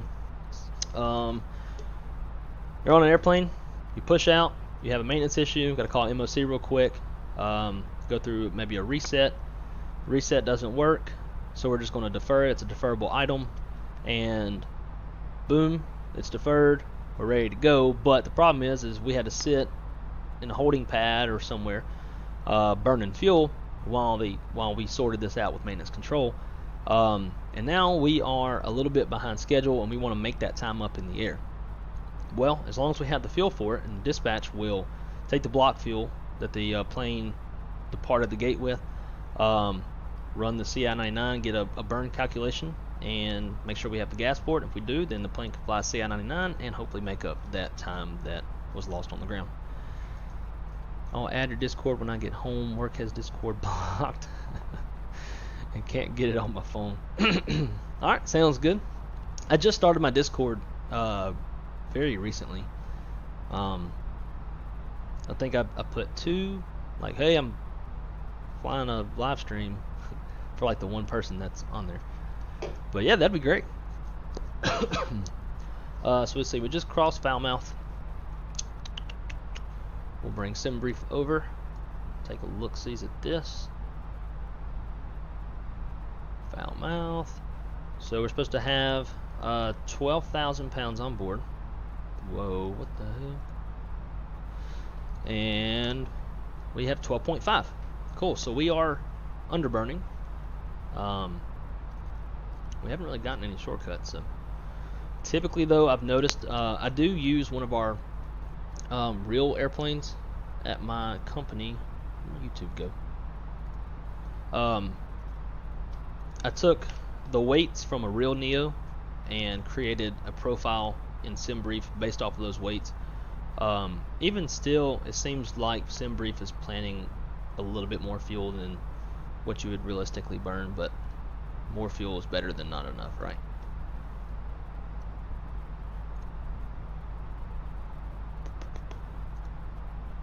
Alright, so let's chat about this flight plan real quick. Before we do that, let's pull an Addons.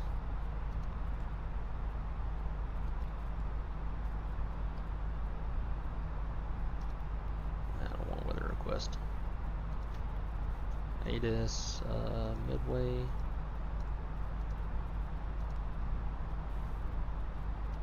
Do arrival, send.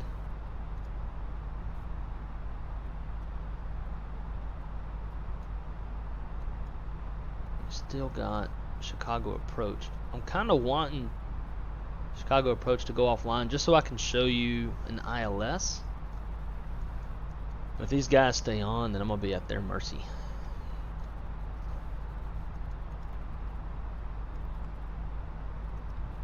It is print. Microsoft Flight Sim's newest update angered me a bit. It broke being able to request IFR from ATC when not putting an arrival airport in the menu. You know, honestly, I wouldn't know much about that. I'd never used the built-in default ATC, and the little survey that Navigraph did showed that a lot of people actually use it. It's so clunky in the way that it works, and in a lot of ways inaccurate in just the way that it handles you. I never ever mess with it. If I'm gonna do ATC, I'll do VATSIM. Otherwise, I'm just gonna fly and do what I want to do. I don't touch VATSIM. Yeah, so VATSIM, it can be pretty nerve-wracking when you first start. I've been doing VATSIM like on and off, and when I mean on and off, I mean long breaks in between. I'm probably now getting to where I feel like I would be proficient, and I'm all the time riding in the front of an airplane. In the jump seat, we get headphones as well, and I listen in, and my ear for hearing call signs is getting better, stuff like that. But half the time, I feel like, even in the real world, on real radios, the controller tells us something, and in my head, I'm thinking like, all right, flight level, climb to flight level 360, and then the captain's like, climb maintain flight level 300, and I'm like, dude, they said 36, and then turns out the captain was right and I was wrong. There has been a couple times though that I did help us out. There was once in my last company, we were, well, I guess this isn't ATC, but we're cruising along. We did not have auto thrust in that type of aircraft, and the captain was chatting with the FO and was getting real close to that red overspeed line. So I'd say, hey Cap, check your speed. And he checked it, like, oh shit, thanks, and then had to do it again. Then there was another night that we were descending into Lauderdale, so my current company, and ATC gave us some instructions, and mixed into those instructions was descend and maintain flight level 080, whatever it was. The captain didn't hear it and did not initiate his descent, so I was like, hey Cap, I think ATC said descend maintain 8,000. So he checked in real quick and said, hey, did you give us descend 8,000? And they were like, yeah. And so then the captain's like, oh, good job, thanks. So I still get nervous on VATSIM. I get nervous all the time. I'm getting better, but I still mess up. And a lot of these guys, and shit, whenever, if I feel like I'm going to mess up, if I'm in a kind of a newer airplane that I'm mostly proficient in, I'll even put a remark on the in the remarks box, like, I'm a newbie, please be patient, something like that, just so that they know, like, hey, this is a new dude, and you know, it's not going to be perfect. And they're typically very understanding and will be lenient with you. And if it's just so bad that, like last night when I was streaming going into Atlanta, the radios, I shit you not, it sounded like real life. It was balls to the wall, transmission after transmission after transmission. For somebody who was newer, that could make things harder for themselves, as well as kind of really step on the controller and what they've got going on. And if that happens to you, if you ever try VATSIM, it's no big deal to just say, hey, I'm gonna get offline and just disconnect and kind of get out of the way and just finish your flight that way. But the guys they're pretty nice and understanding. Kind of why I put the AI in charge of comms once in the air. Yeah, it's not a bad idea. I have done it before too. I just get real tired of hearing that robotic voice. Phil, if you ever see me fly on VATSIM, you'd never get nervous again, because you can't be worse. Shoot, man, I tell you what, how about you and I will do a shared cockpit flight, and you can work the radios, and I'll fly. How about that?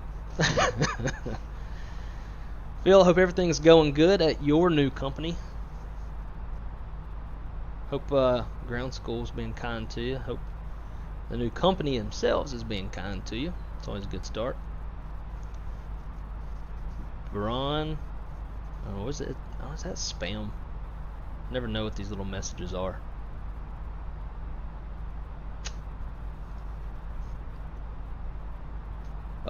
So Phil, you kind of came in at probably the time that you could care less about, because we're getting ready to jump in on this flight plan and talk about the strategy behind this flight plan and the way fuel works on a flight plan, and all this stuff. So hope I don't bore you.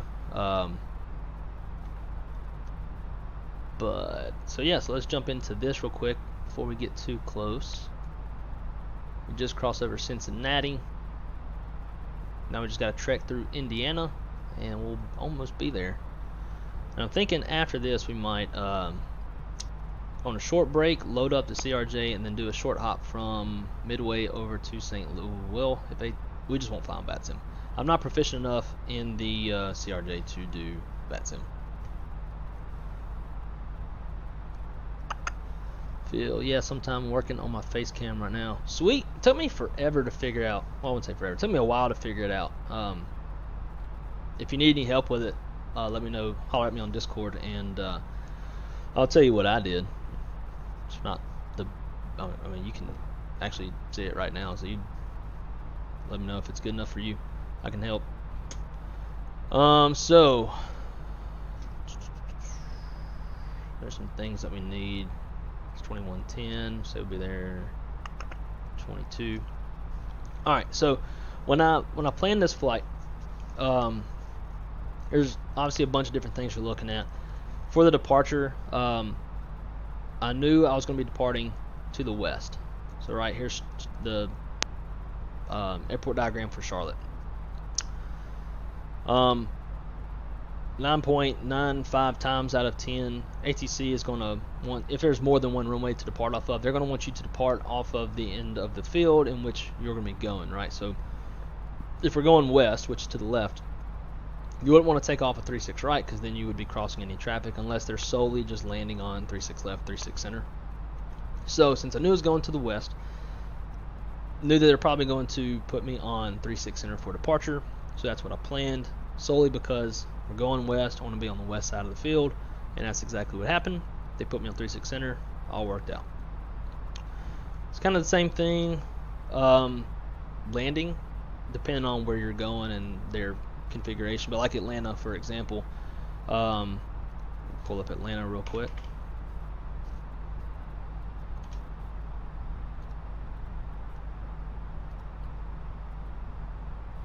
So Atlanta is an east-west configuration.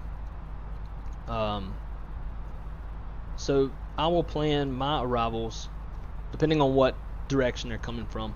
So let's say if they're landing 26 right, 27 left, and 28. If I'm coming in from the north, I'm definitely going to plan 26 right, because that's the northernmost runway. If you think about it, if you're trying to land on 27 left or 28, you would be crossing in front of a bunch of traffic. ATC is not going to do that. They're going to put you on 26 left. Now, if you want to be smart as a dispatcher, and just to make sure, like if you're planning minimum fuel, we're not putting any extra gas other than what the minimum requirement is. There's good rides, no weather, low arrival rate. Then what I'll kind of do, just to make sure that we don't overburn, This is going to be for places more like Las Vegas, where it doesn't really matter what direction you're coming from, they might throw you on something weird. And a lot of this is just experience and knowing how airports, particularly airports, how they typically do things. But if I want to make sure I'm not going to overburn, then I can plan to land 2.8. The pilots are just going to know, hey, they're not going to put us on 2.8. This dispatcher is stupid. We're going to land 2.6 right. But they'll have just a little bit more of a burn because 2.8's a little bit further of a runway than 2.6 right. Keeps you from overburning. For Vegas, it's a pretty good one to talk about. I'm sure Phil is very knowledgeable on Vegas. So a lot of times they'll be landing like 2.6 left and 1.9 right, 1.9 left. If you're coming from the east, you could really get either one, right? Because I mean, both of these runways are kind of pointing that direction. So I usually just plan whichever one's furthest. If I'm coming from Atlanta, which is a little more southern, coming straight across, then I might do 19 left or right, just so that if they get assigned that, there's going to be this whole burn of coming up and over to land on it versus straight in on the ILS. That way, if I plan that, I won't put them in a situation where, you know, they're landing below minimum fuel, something like that. But on top of that, pilots are always going to throw on extra gas that they are allowed. At my company, they can put on 300 pounds without consulting with the dispatcher. Most of our guys don't even consult with dispatch anyways. They're just like, oh, we're over fuel. I'm listening along while working on the equipment. Okay, cool. Let's get our other stuff back up. So that's how I chose which runway I'm going to take off of. Now, I have a tool. I don't know if I can pull it up because it'll show my company email on there. It's a tool called WSI Pilot Brief Optima, and it's just a weather product that shows you like forecasted areas of turbulence, actual turbulence, PIREPs, TAPs, jet streams, like your surface prog charts, like all your weather meteorology looking stuff. Gives you a lot of information, and with that, once you put your route overlay, you can see exactly where your route's going, if you're going to hit any forecasted areas of turbulence, the levels at which that turbulence is sitting, like 25,000 up to 38,000, the severity of the turbulence, whether it's like moderate, light, mountain wave, whatever. Displays all that kind of stuff for you, so you can really get a good idea of what your en route constraints are going to look like. I'll also pull up this. It's the airport arrival demand chart. We'll just put in Midway for shits and giggles. So this black line is the max arrival rate that ATC can accept within a 15-minute block of time. We're coming in at, we're going to land around roughly 22Z, I think, something like that. So 22 is right here. If this were a real life flight, the arrival rate is very low. They can accept 8 at 22Z, and there's a total of 2 landing in that 15-minute block of time. Now, fast forward, if we were landing at 130 Zulu, then we might run into some issues. They can accept 8, and they have a total of 12 landing in that block of time. Now, the arrival rate is low before and after, which I take in consideration when I'm planning my fuel. I would put extra gas just for any possible vectors for spacing, any short holds, maybe metering going into the area, because it is close to Chicago O'Hare, and their traffic flow also affects Midway. So I'd put extra gas. But with there being a low arrival rate before and after, I would put a little bit less than if there were a high arrival rate before and after. That's just me. Every dispatcher has their own different strategy in doing things. So for this flight, I was anticipating smooth rides. There's no en route weather, and obviously arrival rate, don't really know because it's flight sim. But the winds were pretty gusty. Let's go down to our MET package and take a look at the winds. So we're getting here at 22Z, looking at the TAF, we're going to be in this top line. Winds are 190 at 16, gusting 26, greater than 6 statute miles. Scattered at 10,000, broken 25,000. Also taking into consideration, you kind of look at the trends of the TAF. If it's trending worse, you might take that into consideration depending on how soon it is to your arrival or how far away. You may not even care. But a couple hours after, we've got some wind shift that is forecasted. Wind shift is essentially low-level wind shear, at least best of my knowledge, and that's what wind shear is. You'll start off with a strong headwind, then once you get into the middle of it, it's a strong downdraft, and then you get a strong tailwind. Very dangerous when you're low and slow. So if I were to see this in my ETA, definitely extra gas, possibly an alternate, depending. Especially if this is at an airport. Say if we're going into Vegas and we've got wind shift, not shit, but wind shift. In the TAF, we're definitely putting a precautionary, because the mountainous terrain around the airport will really make the wind shear worse, and make it last a little bit longer, or more occurrences of low-level wind shear. So typically, if you're going into an airport and you get low-level wind shear, you're probably going to hold for a minimum of 15 minutes. Usually, after about 15 minutes, the airport, that's when they start clearing guys back in. You have wind shear detection on the aircraft, as well as at the airport.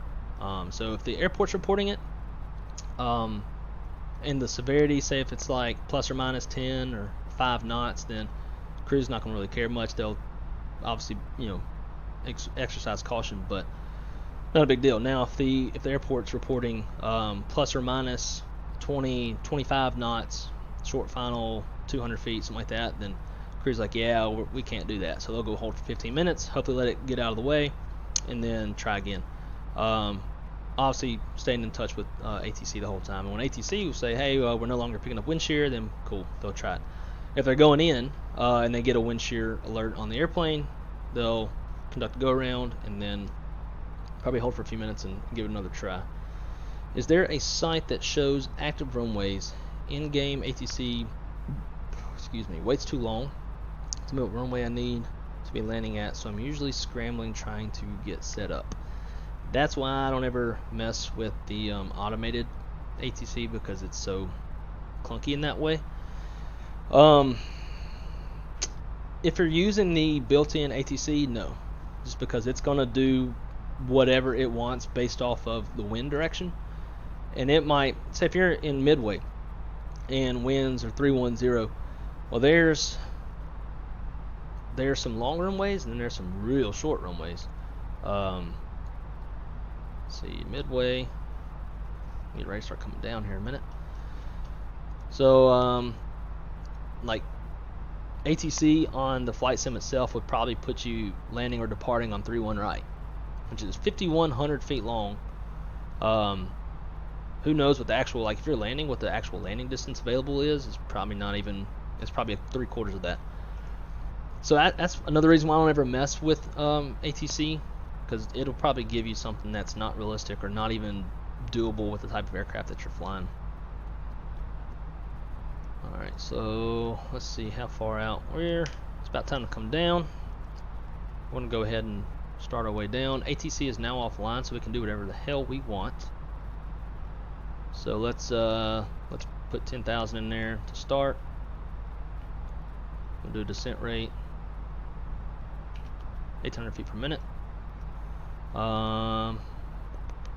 Info Papa 2053. It is now, okay, it's still current. We'll set up for the arrival and then we'll brief it. So let's see, info Papa, winds are 200 at 20, gusting 28, temperature is 7, and altimeter 2973, low pressure. I think we're gonna, so now we can do the ILS. Hopefully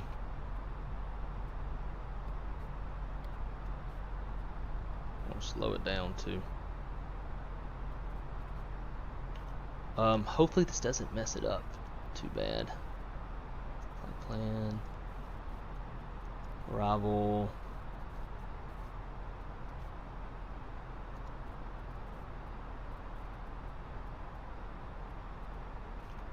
I'll do 3-1 center.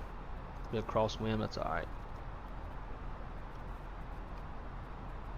On the Fisk 4, heels. Okay. Insert.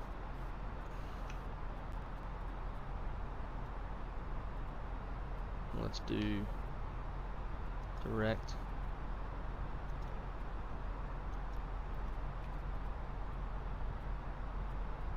Cool. I was afraid it was going to try to turn around and go back to OKK. Let's go to Prague. Let's put in Kmdw-31 center. So we'll know just how far away from the threshold we are. It's an ILS, so we're going to arm it. I'm going to go auto brake medium. And now let's brief it up. Charts. So we're coming in on the Fisk 4. OKK transition, we've already passed it. Gotney at 18, at or above. Gotney at 18,000. We're not going to worry about crossing constraints because we don't have VNAV and that's a pain in the ass. We're just going to eyeball it all the way down. We will try to cross Haley at 6,000. That should set us up pretty well for the ILS. Let's get that on the charts. That's Vegas.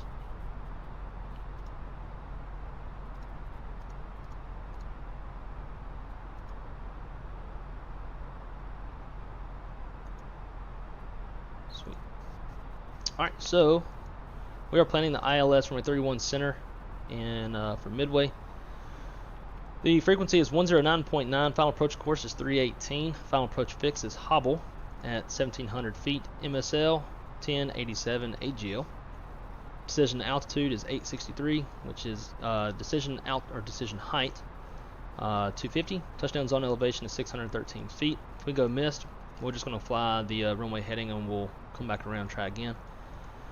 This is a standard 3-degree glide slope. We've got approach lights, PAPI on the left. Again, we'll just do our own. We'll climb to 1,100 and make a left turn 2,100 feet, and then we'll just vector ourselves back around. We have no ATC. Minimums 250 foot ceilings, 3/4 mile. We've got that, so we're not worried there. On 3-1 center. Looks like it's a 6,522 feet. We'll plan. This is going to be a hellacious taxi getting back. So we'll exit on Bravo, November. We'll cross 3-1 left, and we'll just come all the way back in this direction. On 3-1 center, we have high intensity runway lights, center line lights, approach lights, PAPI on the left. It's grooved. RVR is available from the from the glide slope. We've got 4,926 feet of runway to land with. 150 feet wide. It's not narrow runway operations. The altimeter is where'd it go? 2973. I'll get that put in. Do an ungodly amount of scrolling. That's in there. Standby.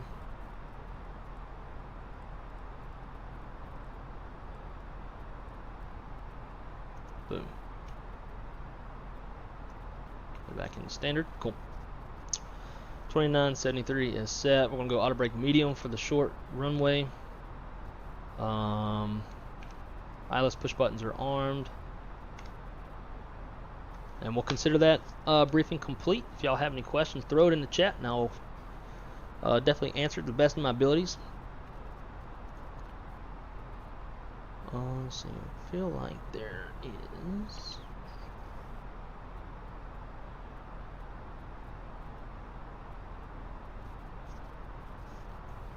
what did Phil say about the CR? I passed it because I'm an asshole. The CRJ is hard on BACEN. The CRJ is hard in life, period. For me at least, because you have to focus on the throttle so much, because no auto throttle. Yeah, very much so. Loving the A320, dude. If you going from the CRJ to the 320 is one, dispatching the CRJ to the 320 is unreal. Like, to be able to carry as much gas as you can on an Airbus, it's amazing. But then, like you said, going from no auto throttle to throttle or auto throttle, yeah, a lot of that workload is taken off, especially like when landing. All you got to do is just, when it tells you to retard the throttles, do it. The landing in the Airbus, I don't know about other airplanes, I'm sure it is. I think every airplane has a pretty procedural way of landing, but in the Airbus, you're coming down, you want to be stable by 1,000, you don't want to exceed 1,000 feet per minute. Under 1,000, otherwise that's considered unstable, shouldn't go around. Start your flare at 30 feet. I typically start mine around 40, just because I don't have any depth perception on the sim. And then go idle when it tells you to go idle, or retard the throttles. I've found that and it's pretty common sense, if I go into idle before it tells me to, I typically have a harder landing rate because it set it down a bit harder. Whereas that once you start your flare, the engines will kind of throttle up just a little bit to try to maintain that speed. That gives you a little bit more forward, whatever I'm trying to say, and you typically have a little more gentle touchdown.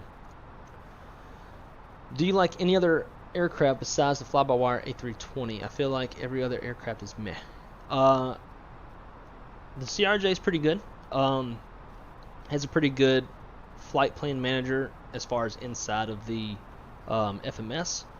It typically handles a lot of the like LNAV and the directs and stuff like that a little bit better than a fly-by-wire does. Still, although fly-by-wire is getting a lot better, everything else, meh. I couldn't agree with you more. And I think most people are probably on that as well. I think that's pretty much how everybody feels. Everything else is very meh.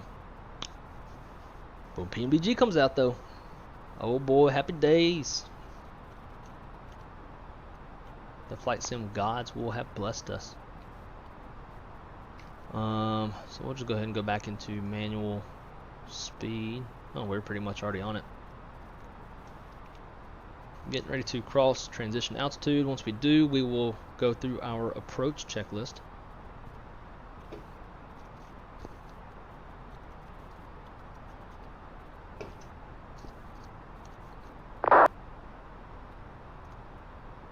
And there is transition.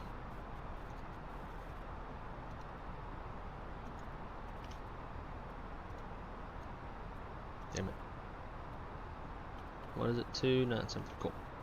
Alright, approach checklist. Briefing is complete. Approach stable by 1,000 feet AGL, or if you want to be real fancy, you can do touchdown zone plus 1,000 feet. That would be MSL. I'm just going to do 1,000 feet AGL. Super simple. ECAM status. Hit that status button. Check. It's normal. Seat belts on. Minimums. Did I not put the minimums? Oh, it's because we changed. That's right. I forgot. See, this is why you run a checklist. Because we changed the approach, so I never put it in. So the height above touchdown, or the decision height, is 250 feet. So now that is in there. And also, just for those of you who don't know, if we were making a non-precision approach like the RNAV, it would go into Barrow. If it's a precision approach like an ILS, it would be 250. Also, localizer approaches are non-precision, so it would go up there. My company, we also, for non-precision approaches, we add 50 feet to the MDA, minimum descent altitude. Let's see, engine anti-ice 1 and 2 are off. Altimeters is 2973 set. So that was very slow. I was trying to show y'all, how we figure stuff out. So let's do it again. Let's do it fast. Approach checklist. Approach briefing complete. Approach stable by 1,000 feet. Ecom status is checked. Seat belts are on. Minimums 250 set. Engine anti-ice 1 and 2 are off, and altimeters 2973 set. Approach checklist complete. Quite disappointed in the other aircraft that Microsoft Flight Sim released. Airline-wise, yeah, I would think you call yourself a simulator, you should have at least one excellent aircraft. Yeah, so have you ever messed around with like X-Plane or prepared Microsoft Flight Simulator 10? I've messed around with just about all of those, and it's kind of the same situation all the way around. We're getting pretty low pretty quick. We're still about 55 miles out. We'll cross, do 6,000 at Haley. We'll make a slower descent. Cool. Pretty much all aircraft for all simulators that come stock are relatively not in depth as far as systems go and realism. And I think that's also sort of by design. I know when Microsoft Flight Sim 2020 was coming out, that was one thing the community has told them real quick was, if y'all don't incorporate third-party developers, this shit ain't going nowhere. Because this community is, like, the whole foundation, for the most part, is third-party. Up until Microsoft Flight Sim, you had to have third-party to give you nice like ground textures, like satellite ortho textures. You needed third party for better looking clouds, good weather engine. You needed third party for pretty much everything. I'm sorry, I'm thinking. Let's keep it at 10,000.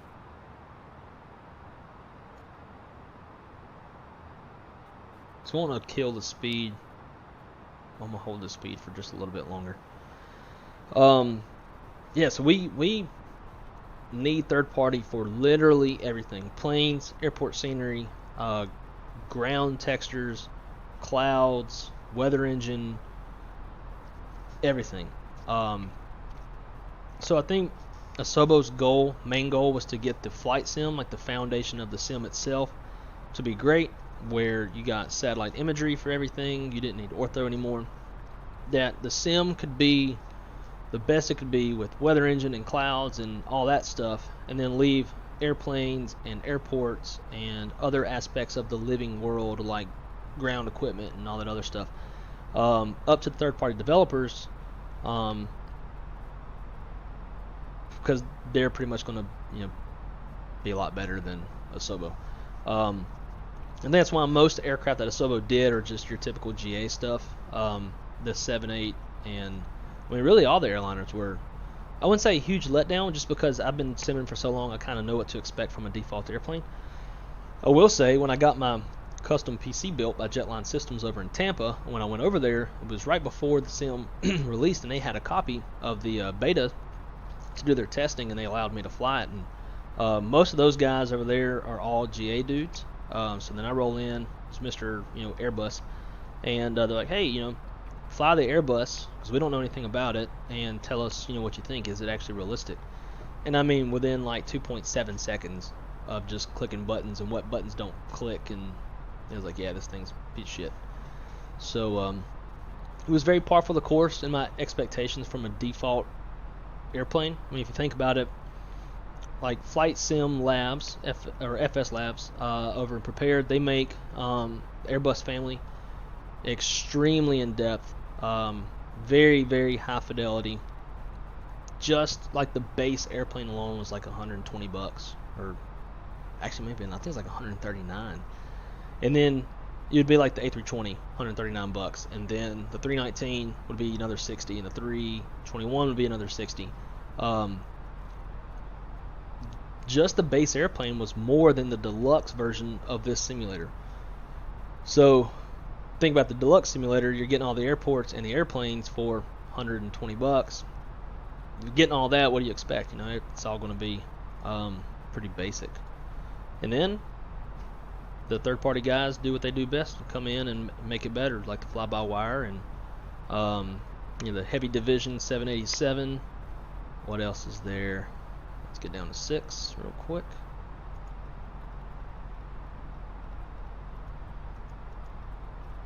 Throw out the spoilers. Yeah, there's the Heavy Division 787, the Salty 747. I've messed with them a bit. They're not as...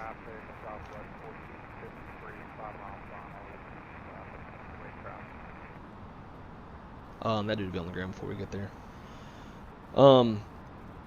They're not as in depth as fly-by-wire, and that's mainly just because they haven't had as many people working on it as fly-by-wire. I think there's been like 120 people working on the fly-by-wire alone, so it's pretty impressive. We got Hayden in 5 miles. We need to get down. That's all right. We got a discon.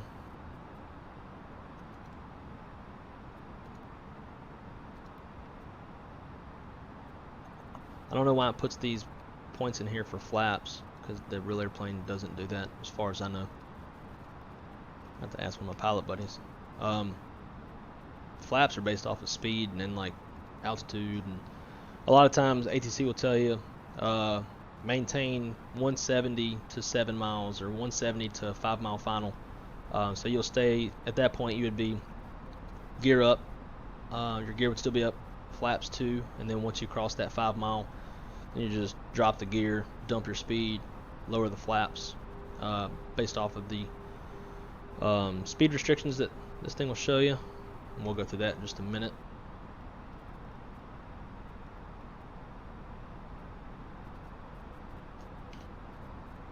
Prog page, 21 miles from the threshold. We're really gonna have to get down. Oof. So I've got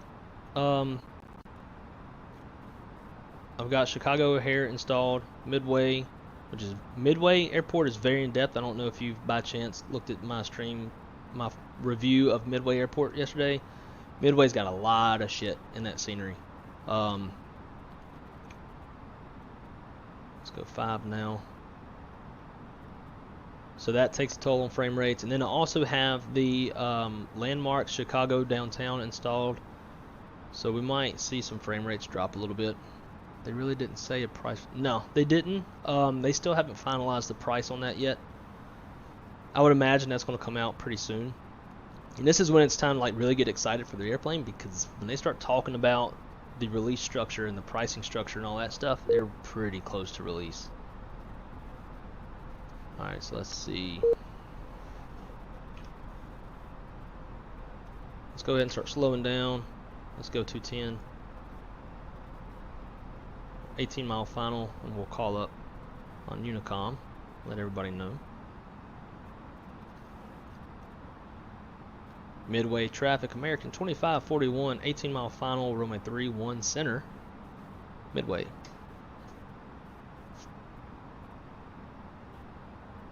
Cool, bleeding that speed off nicely. Cross hills at 5,000. Alright, so we got this little amber bar. It might be hard to see, but that shows you where flaps 1 is at. So once you're below that, you can go flaps 1. So we'll go ahead and do that. Glide slope just became alive, so now we're going to go arm the approach. We are below the glide slope right now, which is what we want. Southwest 1453 is clear 22 left at Foxtrot. Loc star, localizer is alive. Glide slope is armed. 14 miles, let's go 190. Yeah, frame rates are starting to drop a little bit.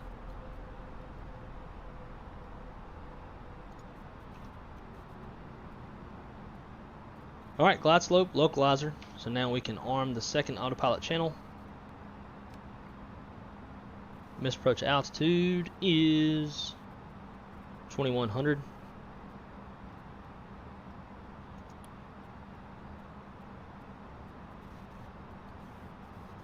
So this is what we want to see. Speed, glide slope, localizer, Cat 3 dual, autopilot 1 and 2. Perfect. Looking good. 12-mile final. We can go ahead and we'll wait just a minute. We're just barely below the speed restriction for flaps 2. It's a little amber bar right there. With these winds, I want to get below it. Otherwise we could overspeed.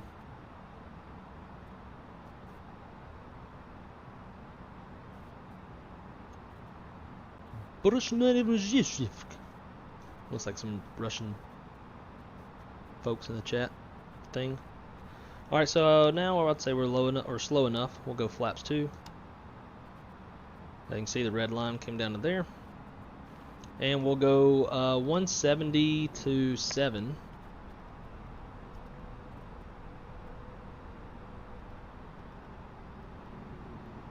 And we'll get rid of my face so we can just enjoy the sim.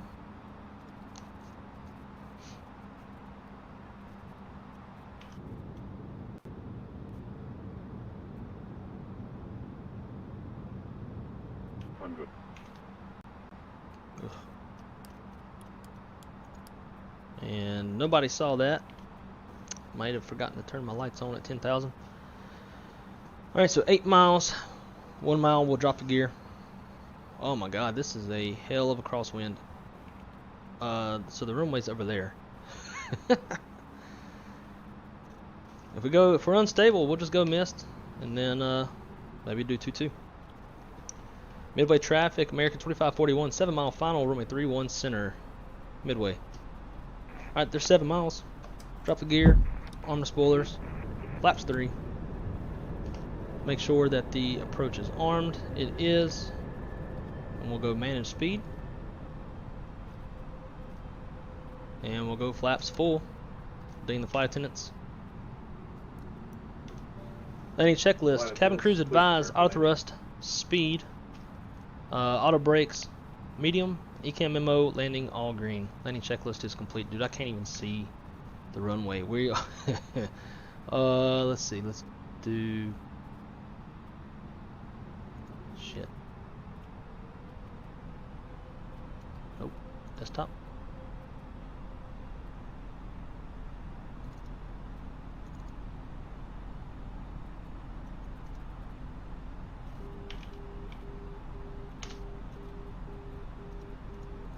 Alright, running the replay so that maybe we can watch replay. I was trying to do a replay earlier to get a good screenshot for the thumbnail, and it was crashing the desktop.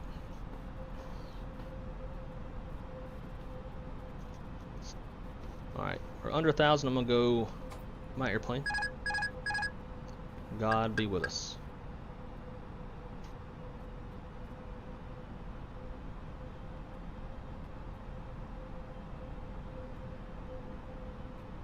Winds have shifted quite a bit. Now we have a direct crosswind from the left side at 22 knots.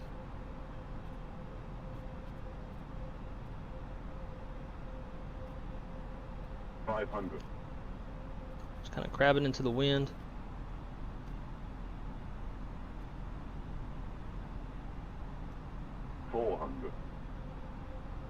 Tad left. Bring it back. Let that wind help us out. 300. Minimum. Continue. Come on, frame rates. 200.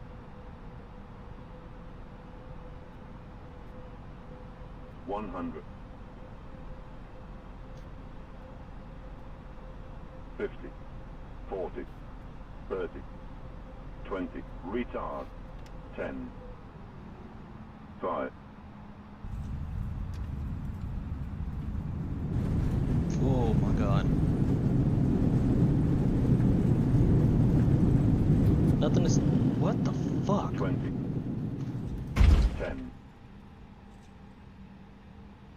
Okay.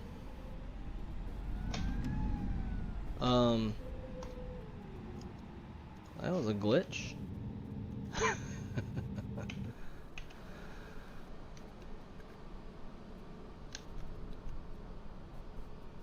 So something Something's up. Cause the sim's not loading the textures.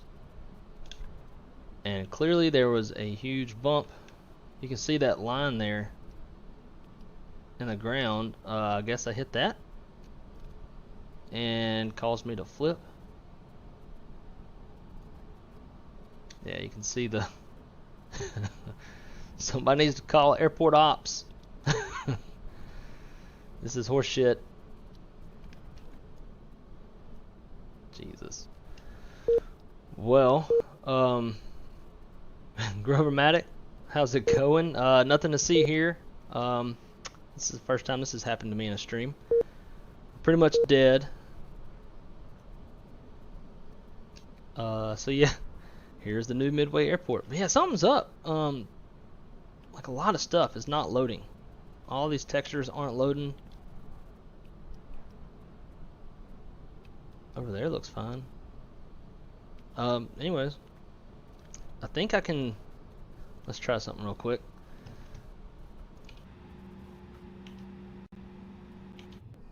Boom. Alright, well, so we safely landed. We'll pretend.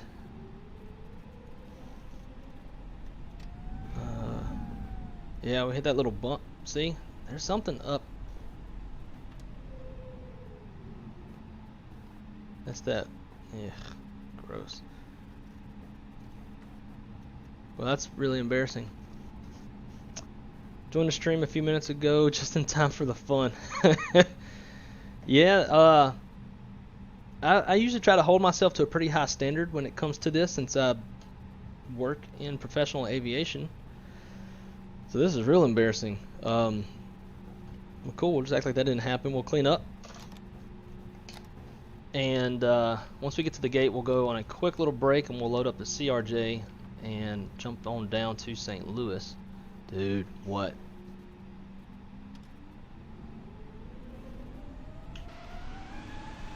Yes, there's like a little crack right there in the ground. Speed bump.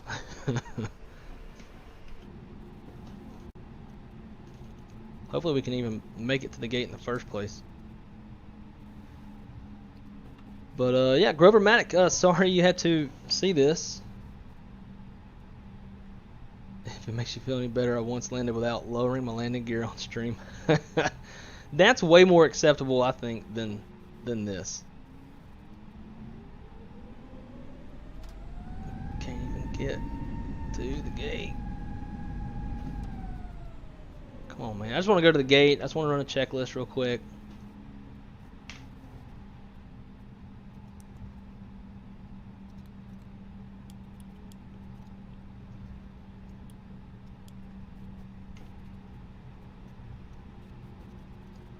Can't be embarrassed when the sim is jacking up. Yeah, I don't know. It's weird. I mean, I've done a good number of streams, and this has never happened. There is a video on my channel a while back where I landed in Vegas, and one of those little cracks were there, and it kind of did the same thing. But I watched XP72 land on the taxiway. I've heard about that a lot. I never saw the actual episode where he did that. Dude, I can't even tell where taxi lines are at. Nothing. We're just gonna park. Yeah, bro, we got a flat tire. We got a lot more than a flat tire, that's for sure.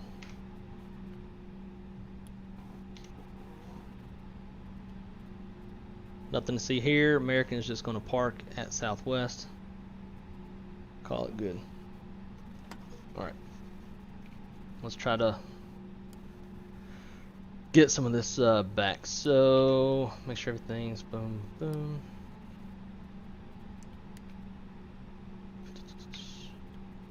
All that's cleared off. Strobes off. So landing. After landing checklist, exterior lights are set, flaps are retracted, TCAS to standby, engine mode selector is normal, ground spoilers are disarmed, radar and predictive wind shear is off. Cool. We've got the APU on, so we'll shut down 1 and 2. Kill the beacon, seatbelt, fuel pumps. If they would actually click.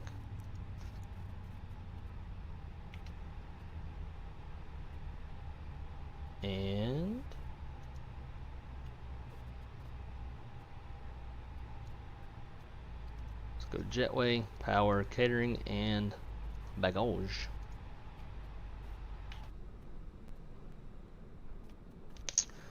Well, that was, man, such a good opportunity for an awesome time to shine. We had massive crosswind. We were crabbing like a king crab, and the sim has to go mess it up.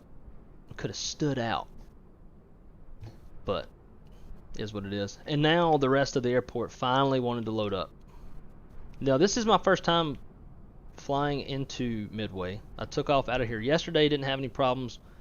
This is my first time coming in, and hopefully this is not an issue for any arrivals. I did have a weird little glitch earlier with it said my bandwidth was too low, and there's a glitch in loading the scenery. Maybe that's got something to do with it. Hopefully this isn't a reoccurring thing. This is a brand new airport from Drzewiecki design. But anyways, let's see. The surrounding area around Midway kind of looked barren. I didn't even notice. I think I did notice that. I wonder too if maybe trying to run the replay recorder thing screwed some stuff up. Because earlier I was trying to run a replay to get a good thumbnail, and it was crashing the desktop and causing some problems. So maybe that had something to do with it. We'll just stay away from the recording for a while. Talk about the plane literally limping to the gate. Yeah. So we're gonna take a short break. Now, actually, before we do, I'll let y'all put your little 10 cents in the chat. Do y'all want to see more Airbus, or do you want to see CRJ? And whichever y'all want to do is what we'll fly. The CRJ though, the CRJ is not gonna be nearly as professional, like checklists and flows and stuff, because I have none for that airplane.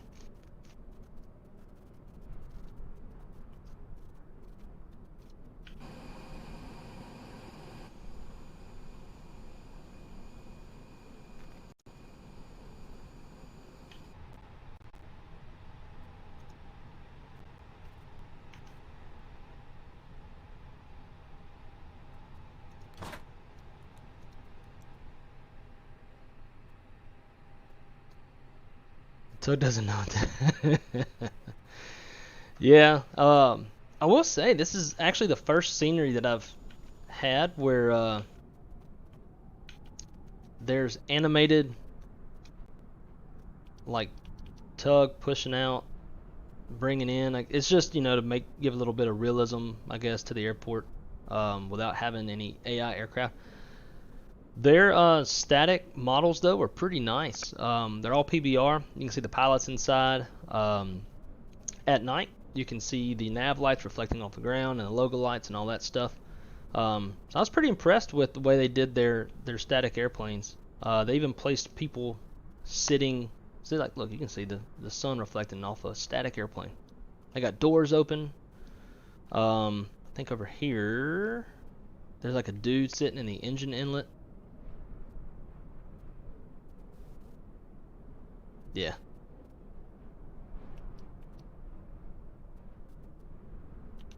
Pretty creative. Got this guy down here doing his little thing. Gonna give you the thumbs up. Good to go. Alright, so the CRJ it is. We'll take a quick break, throw on the be right back little deal, and we'll get back to it. So, be right back, guys.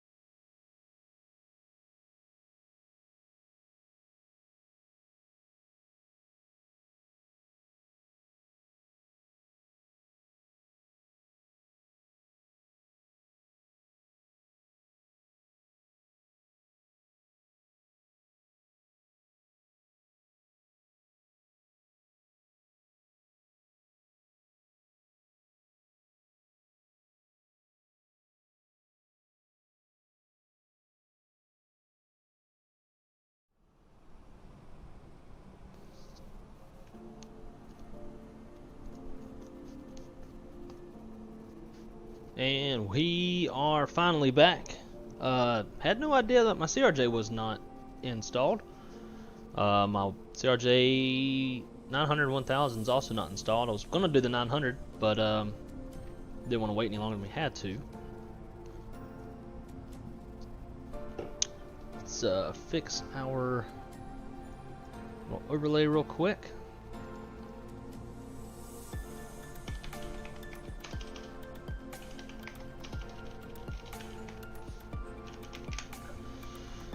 Cool. That should refresh. Sweet. All right. This one's gonna be a little rough. Don't have many hours in the CRJ.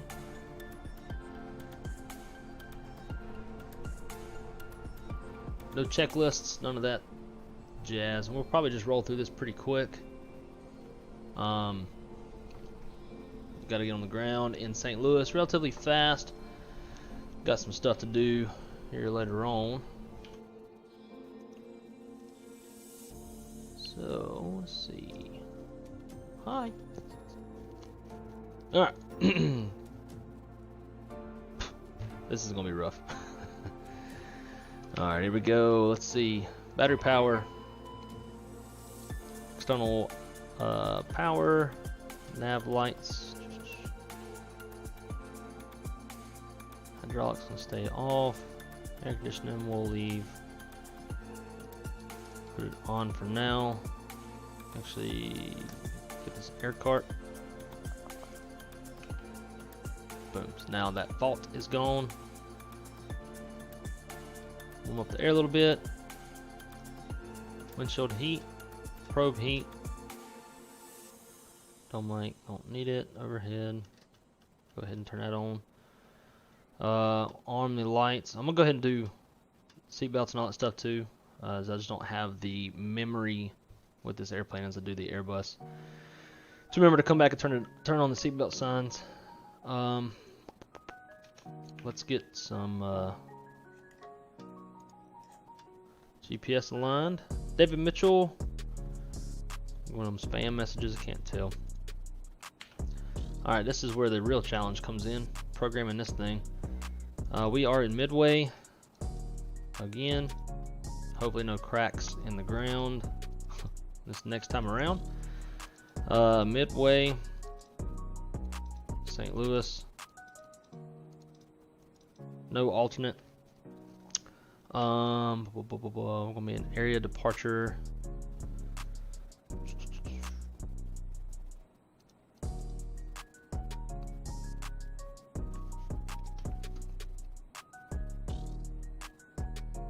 Change zero fuel weight. Our zero fuel weight is 60.1. I'll be call it 61.0.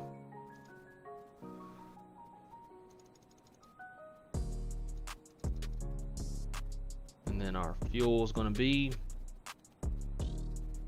7. We'll call it 8,000.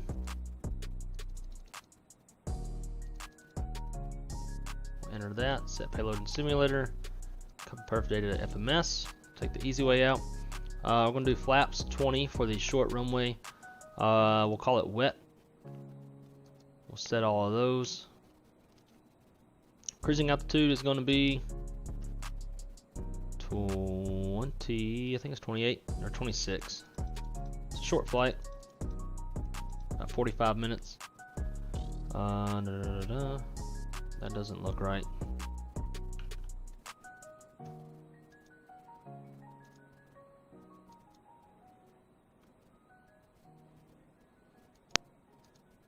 Just gonna hit all the buttons. I don't know. That's less, so it's not a big deal. Execute.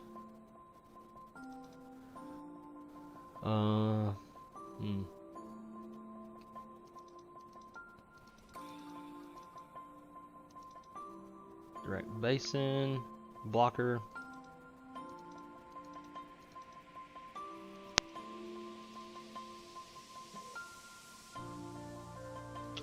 Robbinsville.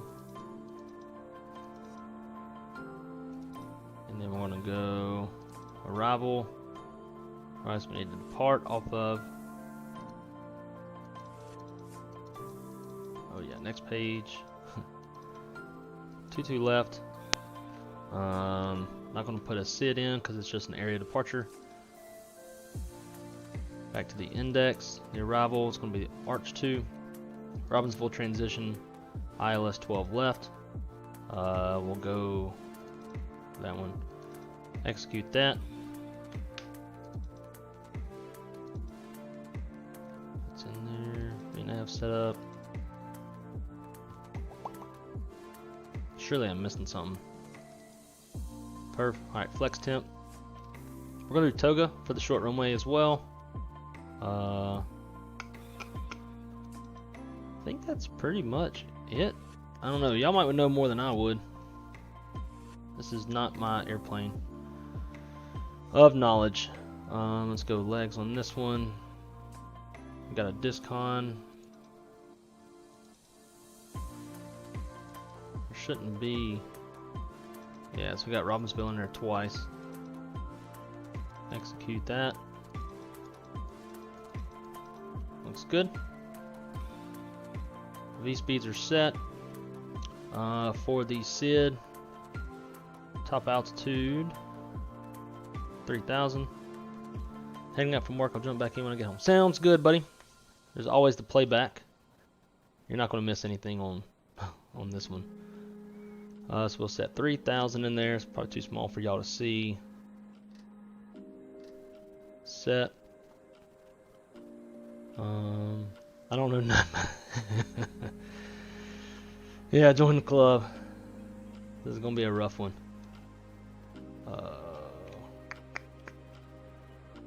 Where is the center lighting? I'm gonna need that.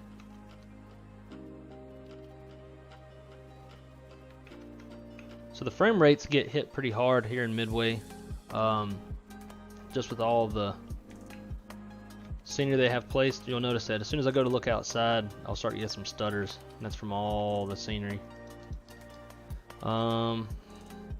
Shouldn't take any more. Cool. 15 minutes. Sounds good.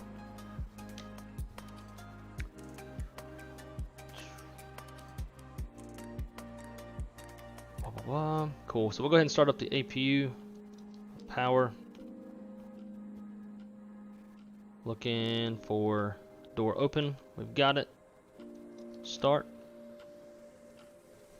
Oliver Smith, how's it going? Thank you for stopping by. Hopefully I can impress you a little bit with the CRJ. Airbus is my airplane of knowledge. Generally with the Airbus, we're running checklists, flows, doing briefings, the whole 9 yards. We came in on the Airbus. Now we've transitioned to the CRJ. So don't expect any super realistic expert flying on the CRJ. Alright, so the APU is pulling up. I feel like I should probably do something with the ND. We'll zoom that in. It'll work. Let's go ahead and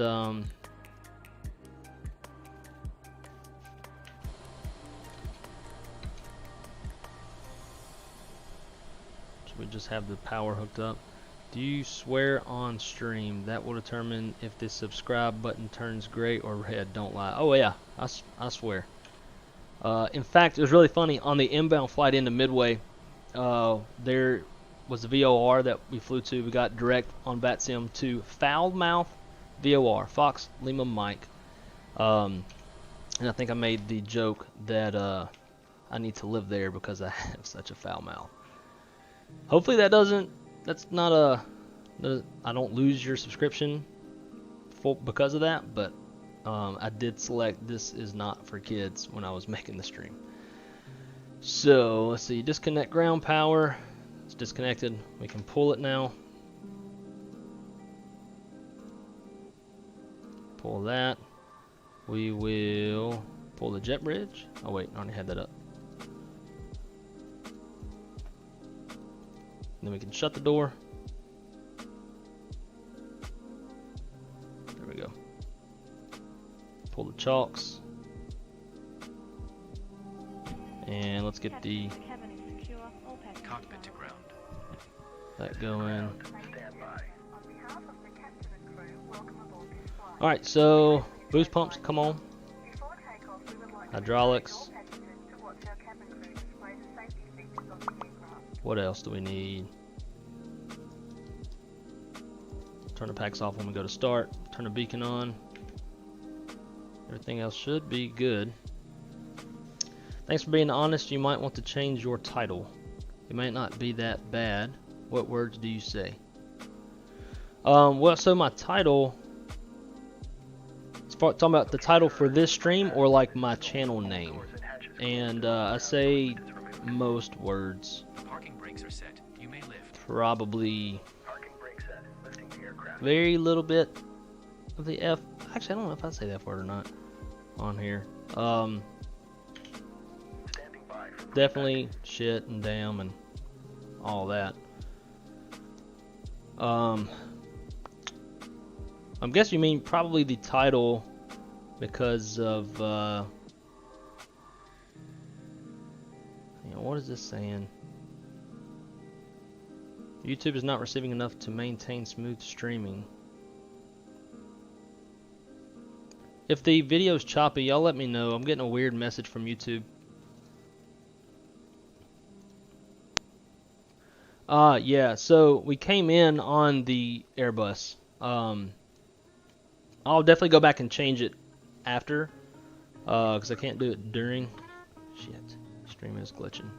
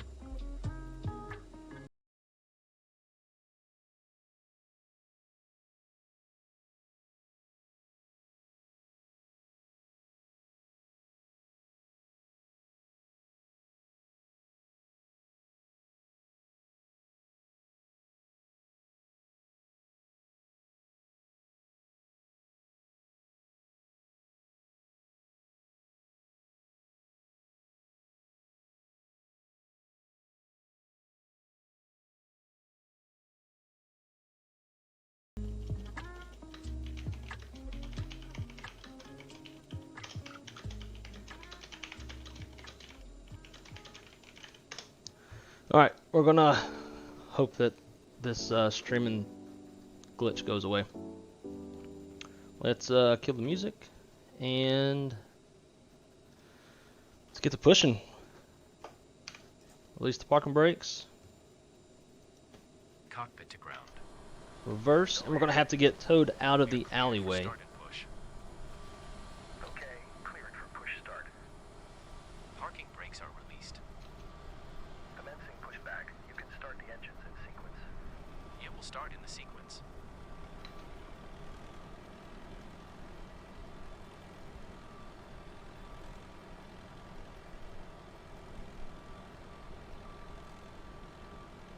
And we'll get rid of my face now that we're finally underway. Alright, packs off. We'll go start engine 1.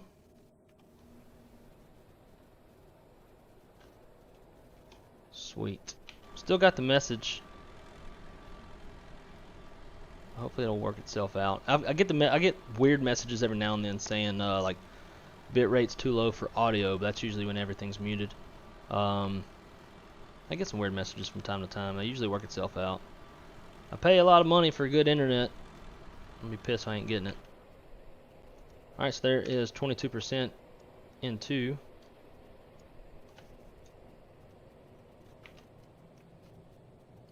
And expect some not great frame rates until we get out of here, just because this scenery is pretty rough on the frames.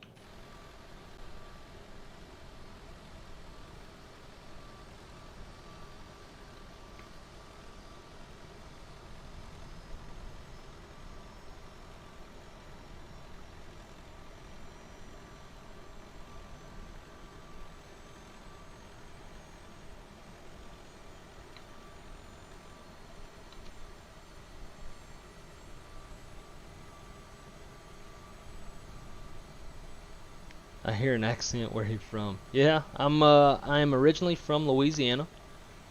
I now reside in Orlando, Florida. I am a flight dispatcher for a major Part 121 carrier. I live here, but I commute to work because where our OCC is at, it's not my favorite place in the world, and I ain't gonna live there. All right, so we'll stop the pushback. Okay, pushback completed. Please set your parking brake. Parking brake set. Parking brake set. We'll roll number 2. Parking brake set. Lowering aircraft. Ground. Startup is complete. You may disconnect. Yeah, you're close. Maybe Texas or somewhere with farms. Have a good flight. Yeah, Louisiana's not far from Texas, and my mom's side of the family were all cattle ranchers. I do wear a cowboy hat from time to time when I'm feeling fancy. I am not a cowboy, definitely haven't earned that title. Alright, there's 23% on the N2.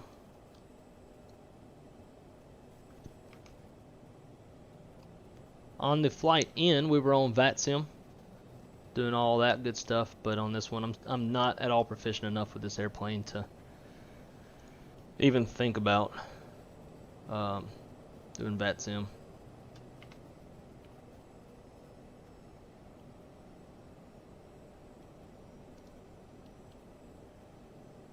Tug's got a long way to go.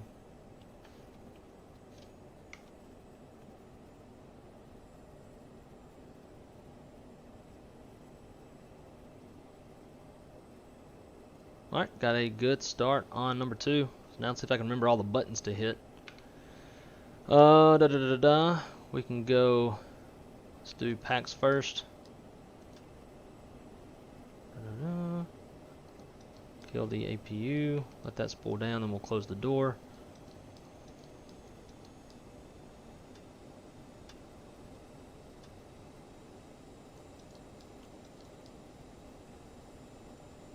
And real life, you would always turn the weather radar on, like, you know, near the end of the runway, not pointing the radome at a bunch of rampers and smoking them with some radiation.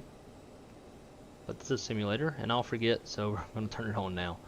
We'll close the APU door, arm our reversers. Now let's go flaps 20 for takeoff. Short runway, we're going toga, so we're going to be flaps 20 as well. Let's see, our trim needs to be 7.2. I mean, it's going to be weird flying with trim. I'm so used to Airbus. A perf. We don't want legs in this one. Cool. I would typically do an after start checklist and before takeoff checklist here, but we don't have one for the CR. Or I do in the EFB, but that thing's so long. All right, let's get out of here. Brakes released.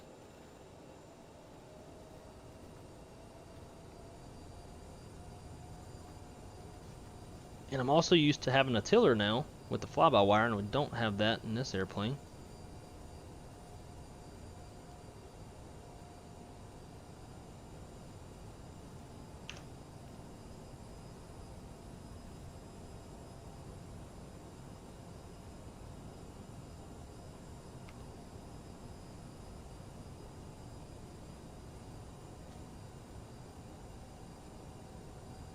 Yeah, those frames are not the best.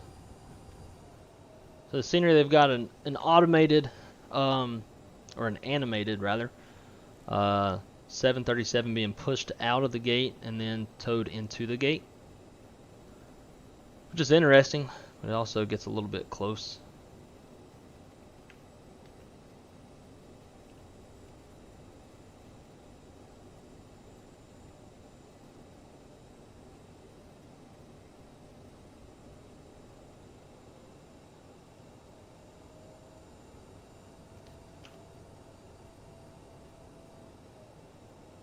Now that was interesting. Shot back over into the gate.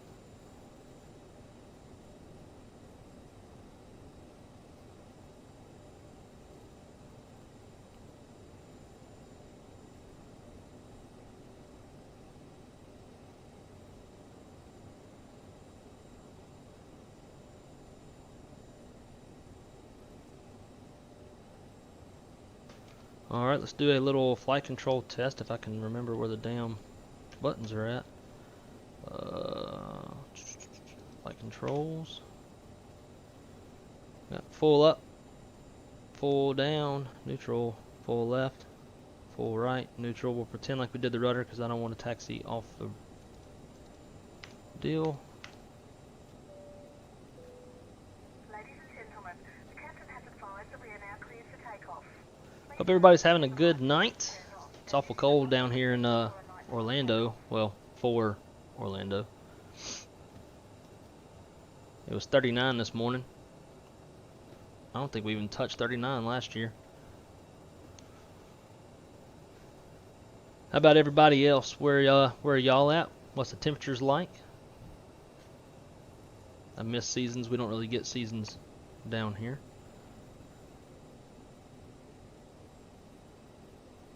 Alright, so we're gonna stop right here real quick, do a quick little scan just to make sure everything looks right.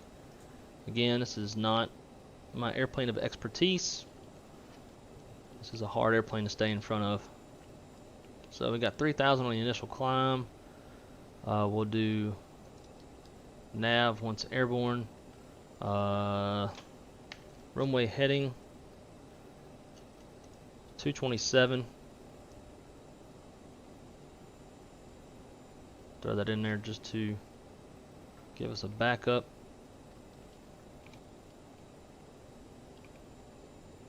Oh, these zoom buttons are shit.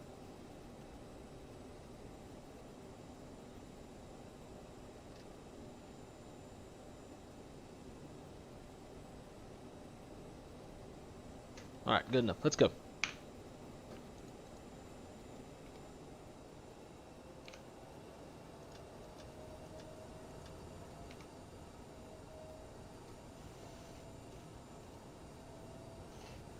Now usually for me with this airplane things fall apart shortly after takeoff.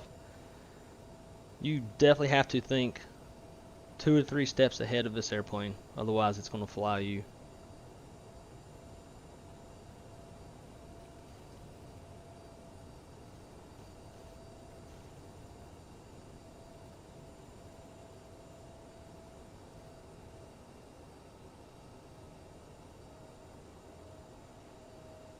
And there is runway heading.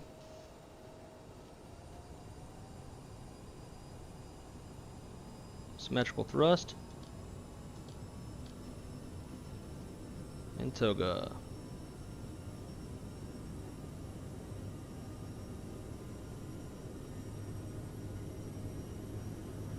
Eight knots thrust set.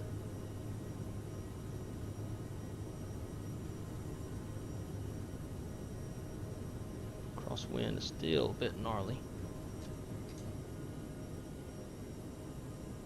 Release the rudder.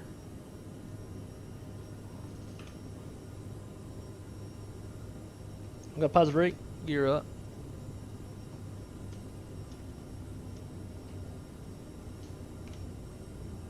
Let's go nav. Speed.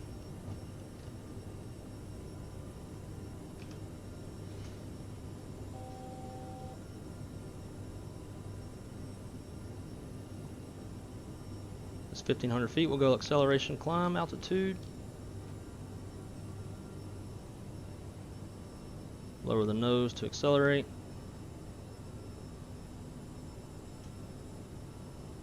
Ever so gently.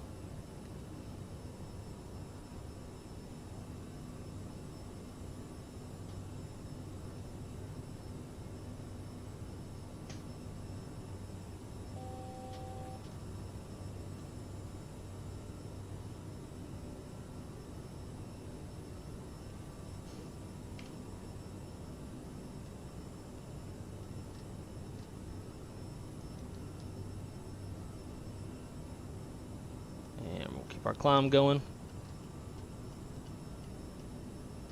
Go up to flight level 200.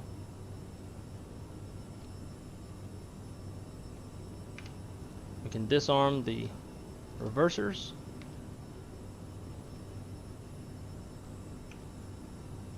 And why is it not? We are in... This is why I hate this airplane.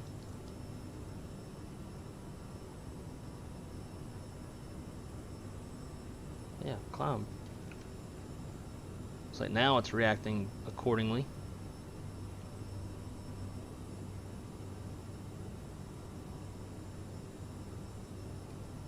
Good. Bleed that speed off. It should be pitching for 250 knots. Keyword should, but I barely know what I'm doing.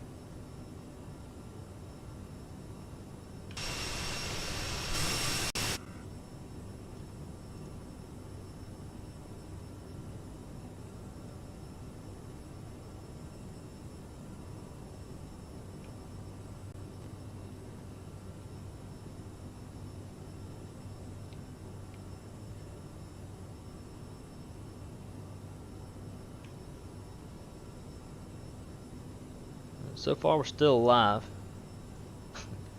The real challenge is going to be setting cruise power. We have no auto throttle on this one.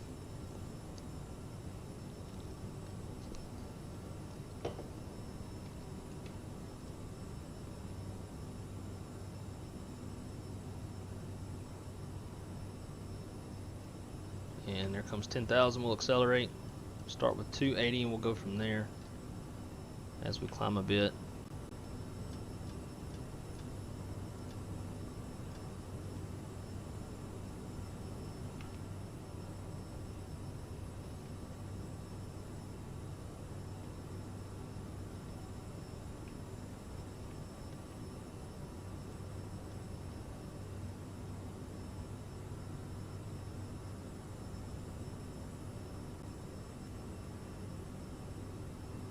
That looks like some sort of power plant, which should be the We Love VFR package from FlightSim.2. Puts in a bunch of like cell towers and power plants and stuff like that. Actually never pay enough attention to even see when there's stuff around.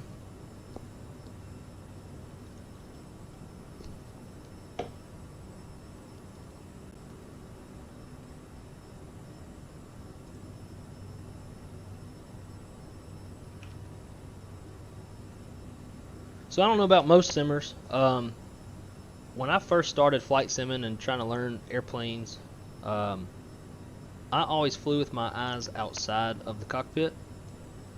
And one day, a good buddy of mine that's actually flies the CRJ,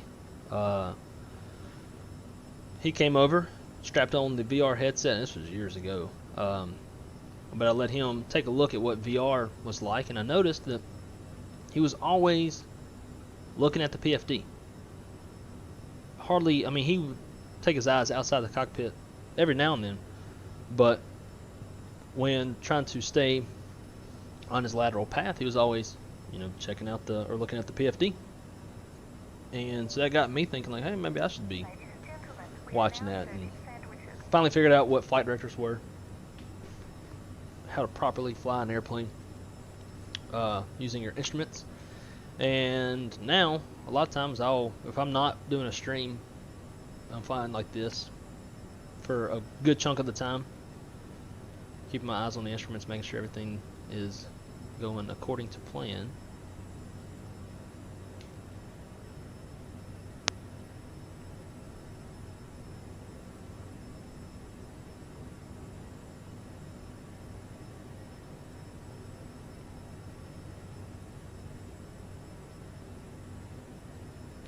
And here comes transition altitude.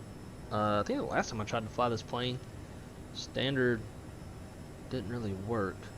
I gotta remember where the hell it's at.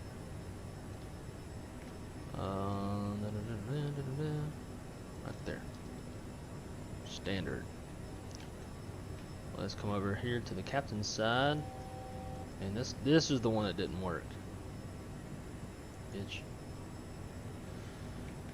And then we'll go standard on the standby. Alright, let's keep the climb going. We'll go up to our final cruise of 26,000 feet for this short little hop.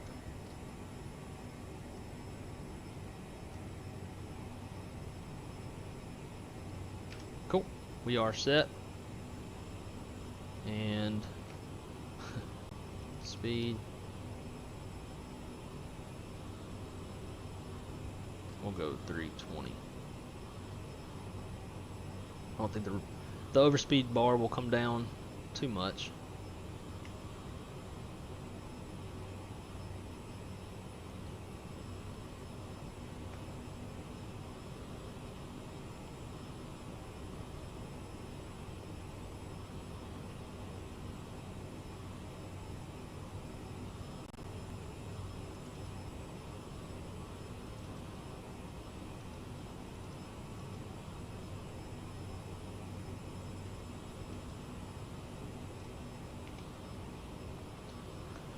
Cool. Well, so far so good.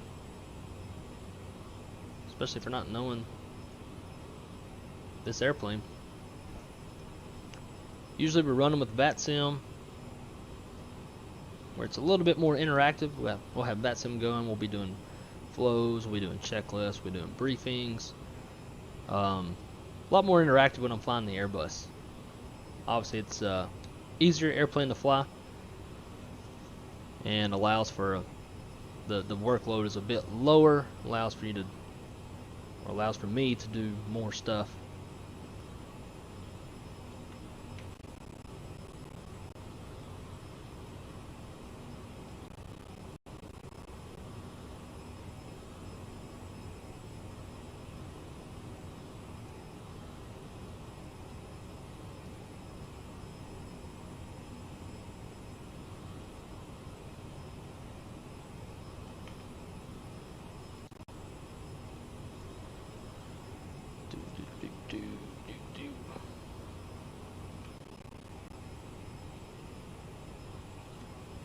Get into a little thin layer of clouds. If we actually get into the clouds, we have to turn on some engine anti-ice. It is visible moisture. It's pretty cold up here.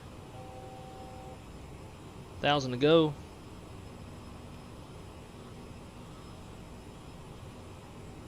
Robbinsville is our next fix, which is the transition onto the arrival. So we're already about to hit the arrival. We'll be starting our way down here shortly. Also, when I'm flying the Airbus, we'll be running packs. Do a lot more stuff. Always something going on. Alright, so now we're going to have to manually control our speed. This airplane does not have full auto thrust capabilities.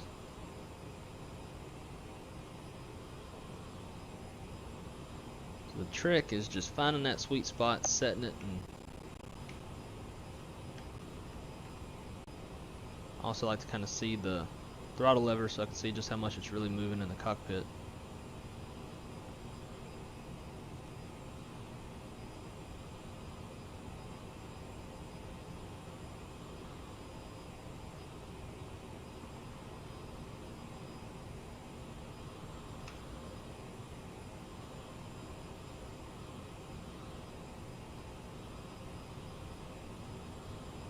So if you're enjoying the content, I hope that I can earn your subscription, and if so, please hit that notification bell so that you'll be notified every time I'm going to do a live stream. As I previously stated, I am a real-world dispatcher for a major Part 121 carrier here in the States. It does have me traveling every now and then, flying around in the jump seat. Typically work 1 week on, 1 week off. My 7th rotation starts in February, so I'll be able to have a more consistent streaming schedule. Hopefully I can get to the point where I can, like, people who subscribe to my channel will pretty much know what my streaming schedule is like. I know Captain Canada and those guys, they typically have a pretty consistent schedule. I want to try to get to that point as well, but yeah, if you enjoy it, please subscribe, please like. I'm trying to get some traction going on my channel, get that algorithm running. have quite a bit of aviation knowledge and experience, and I love to teach what I know, the little bit that I know. As y'all hear, I got an accent, so that means I'm automatically dumb. Flaps 121 simulations, my boy Rio. How goes it in the sim world? Dude, today's been a good but rough day. You'll have to go back to the playback. Before this flight, we did Charlotte to Midway, and had an issue with the scenery loading correctly, and there was a big glitch on the runway. And when I landed, flipped my airplane over, and wasn't great. It was quite embarrassing. It was my one moment to really shine. We finally had some really good gusty winds on the stream. Went to shoot an ILS, knowing it was going to give me a crosswind, so I could demonstrate the crosswind instead of shooting the RNAV, as I had previously planned. And man, we were crabbing real hard, and then we hit the glitch.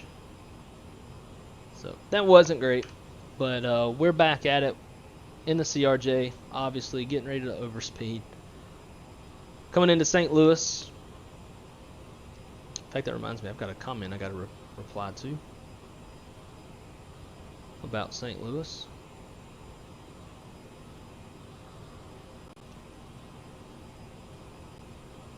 Now, I need to know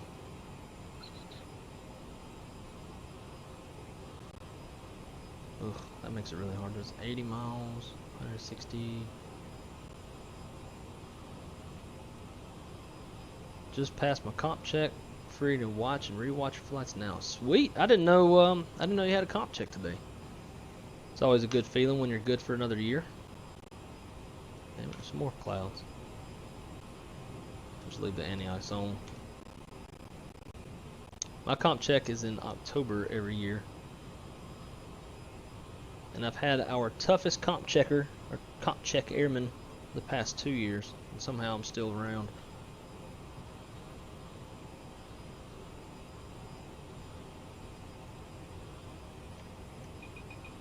Oh, what the hell? Well, I guess the wind's just updated. Now we're overspeeding.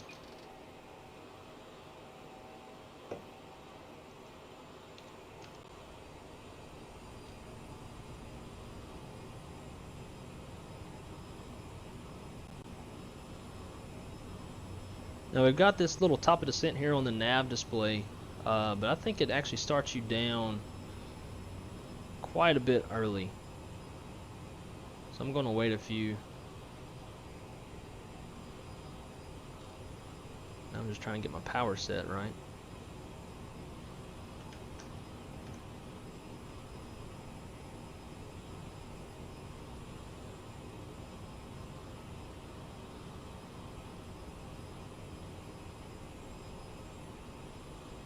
This is the hardest part of the damn CRJ. Is getting our cruise power set. We pretty much had it on point, and then the wind shifted.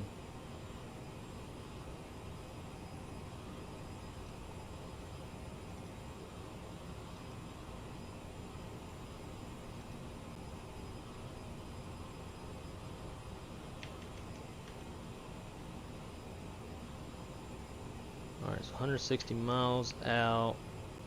We're low, so we don't need to start coming down till well later. Usually my rule of thumb, since we don't really have a VNAV in any airplane on Microsoft Flight Sim 2020, usually like flight level 350 and up, start coming down around 120 miles, around roughly 1800 feet per minute, and just kind of eyeball it using vertical speed. But we're low, we're at 26,000, so we don't need to come down until, shoot, probably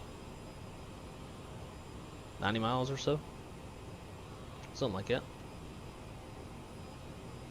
And we finally found a sweet spot on that cruise power.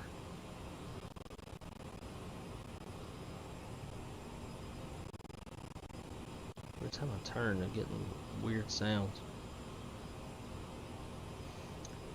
Enjoy the flight you did yesterday. Absolutely amazing as always. Thank you, kind sir. You'll have to go back and re-watch the first flight on today's stream. It was up until the landing, it was probably one of my better flights. Between balancing flows and checklists and ATC and all that stuff, it was a full episode or a full flight. Like we did it all. We're on VATSIM. It was a good time. Definitely not doing VATSIM in this airplane because I will royally screw it up.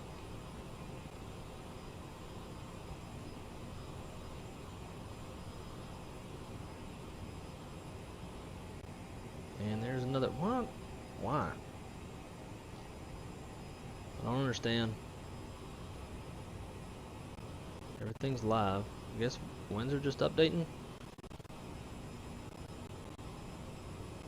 Screwing my stream up, man.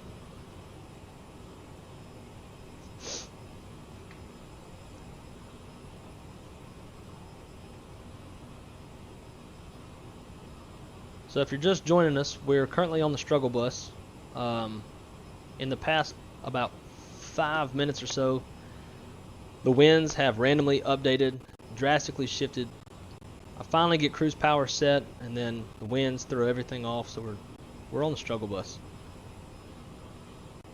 But we will make it eventually. I need to kill some other programs, I think.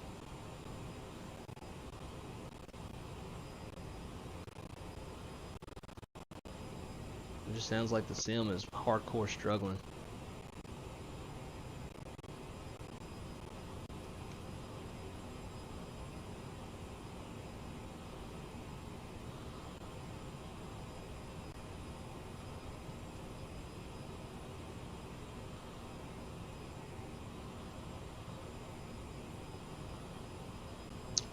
So let's brief up the approach. Try to keep this as fluid as we do on the Airbus. Let's see.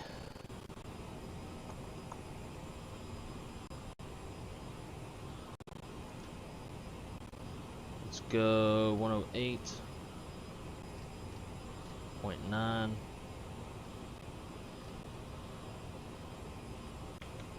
Radios will do the same. 108.9's in the box there.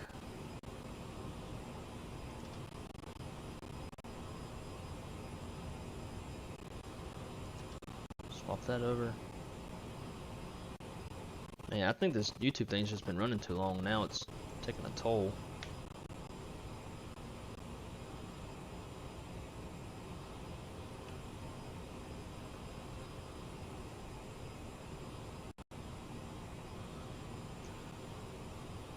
Alright, so let's go ahead and start coming down. Let's go down to, let's start with 11,000.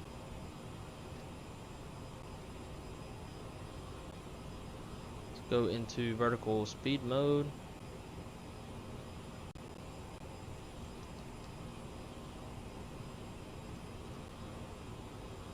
We'll start with 1,700.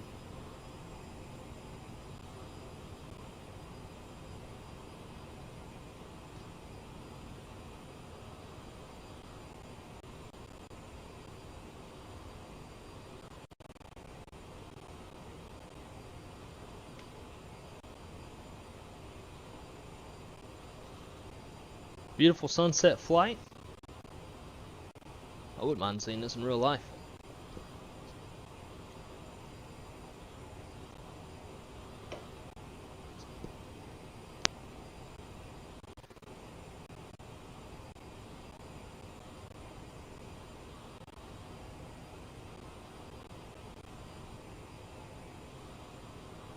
As much as it sounds like the sim is struggling, I would highly anticipate some major frame rate drops once we're on short final.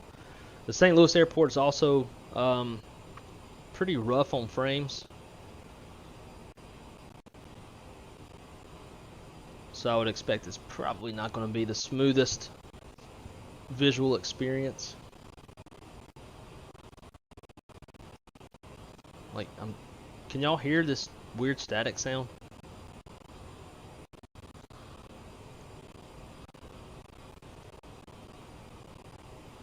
It's just getting worse and worse.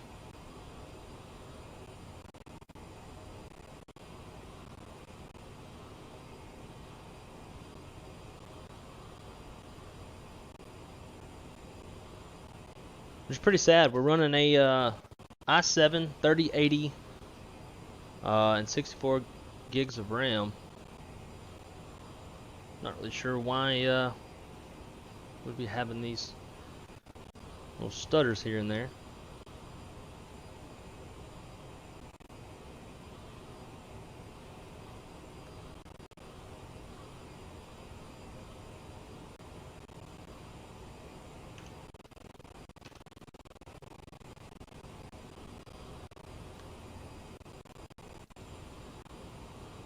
Can y'all hear this? That stuttering sound? Y'all let me know if y'all can hear it. It's driving me nuts. So anyways, yeah,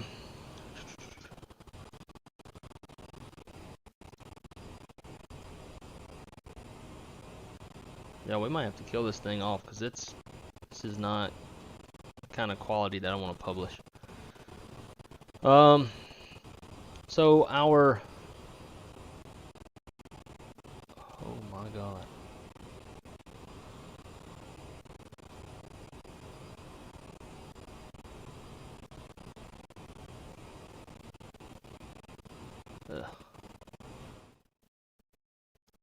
Alright, just gonna turn that down for now. For the approach, ILS frequency is 108.9. We've got that in there. Final approach course is going to be 123 with our final approach fix at GREEP 2,500 feet.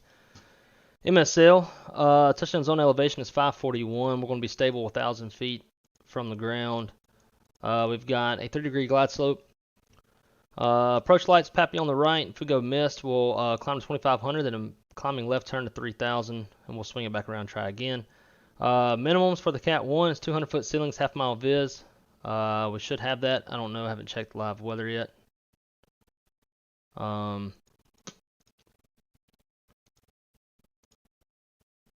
We are coming in on 12 right. Typically, St. Louis departs off of 12 left, lands 12 right, which I think is kind of weird, but most would be departing and then landing here. Let's see. We got 11,019 foot long runway. We have high intensity runway lights, centerline lights, approach lights, touchdown zone lights. We've got PAPI on the left, angles 30-degree glide slope. It's groove. RVRs are available, and from the glide slope, we have 9,399 feet. Runway's 200 feet wide. That doesn't apply to us. Once we land, if all goes well, as it probably won't, we'll exit at, let's say Juliet, taxi in. Kill the stream there. There is transition altitude.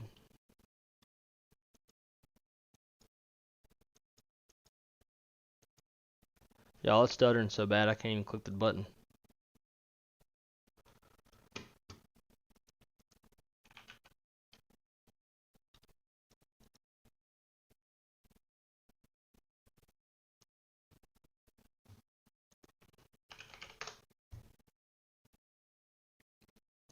Alright, so for St. Louis weather right now, it's winds 150 at 7, 10 statute miles. View at 15,000, broken 25,000, temperatures 11, 3.2, and altimeter's 2981. Dude, what in the actual fuck?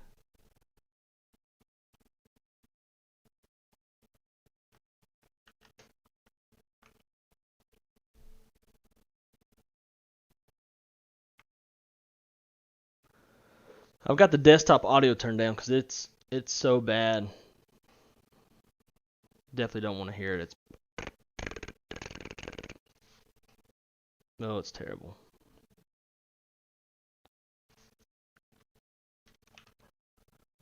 So we're supposed to be above 11,000, 11 to 15. We are there. We're on track. We're looking pretty good. Hopefully we can just land this damn thing.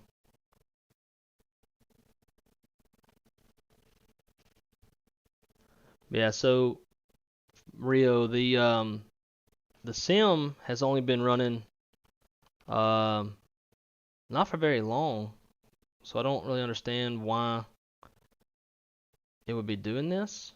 But the stream has been going on for a while, so maybe that's got something to do with it.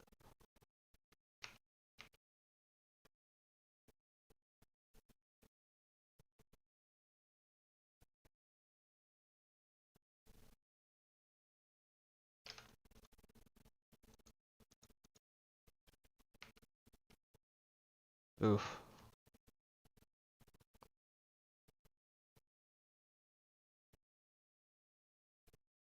Yo, it's so bad. We might just have to kill the stream. I mean, it looks relatively smooth, but like, look at that. Ugh, big old stutter.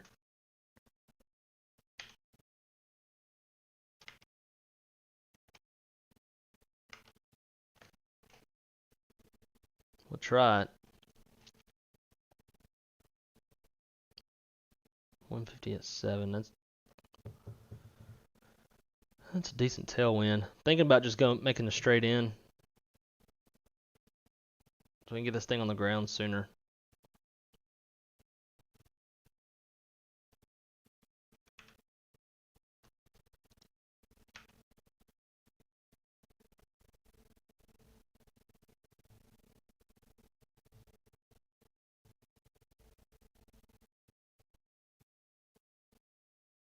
Well, that's the thing is the sim hasn't been running for very long. I restarted the sim before starting the second leg. So really the sim's only been running for like 45 minutes. But the stream's been going for a while.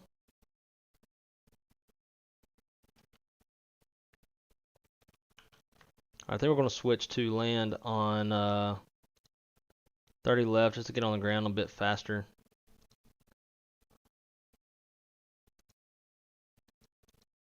ILS 30 left, moods. Let's go direct.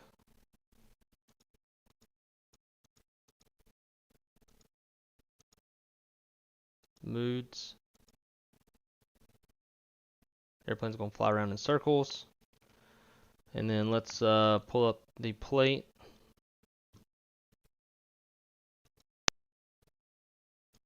For St. Louis. And again, guys, I apologize for the audio. I know it's probably really weird and quiet, but the sim's doing some real weird shit audio-wise.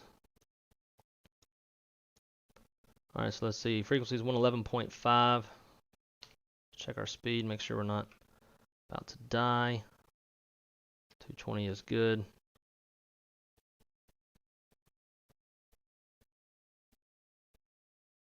Cool, 220 altitude. Let's go down to 4,000.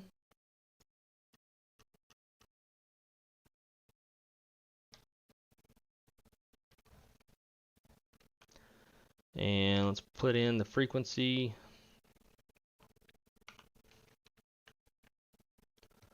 So we want 108.9.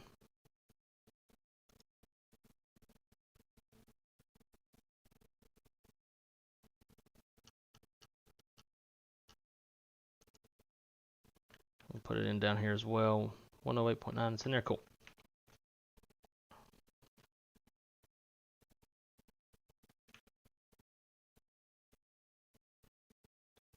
And we're going to shortcut this even further. Let's go direct. Bounty.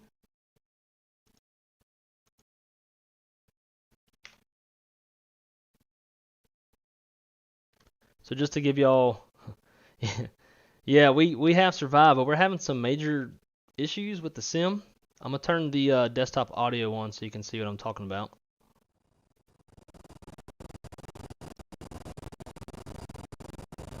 See, I don't know why. Show must go on. Maybe. We're trying to get there. 20 miles out. I think we can slow the descent rate just a little bit.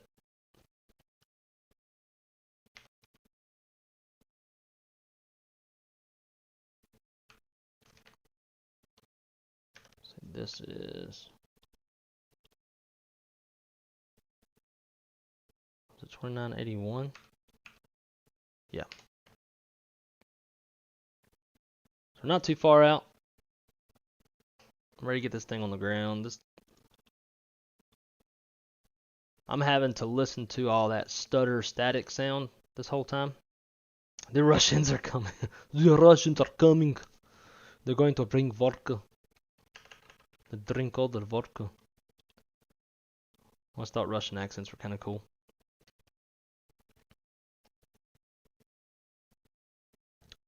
We've been manually doing throttle this whole time, and somehow we haven't stalled and crashed.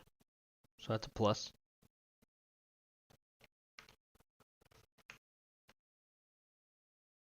Man, Microsoft Flight Sim could just look so good sometimes.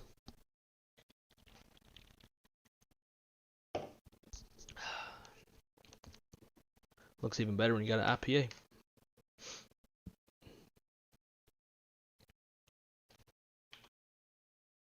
Big old stutter. Stutter.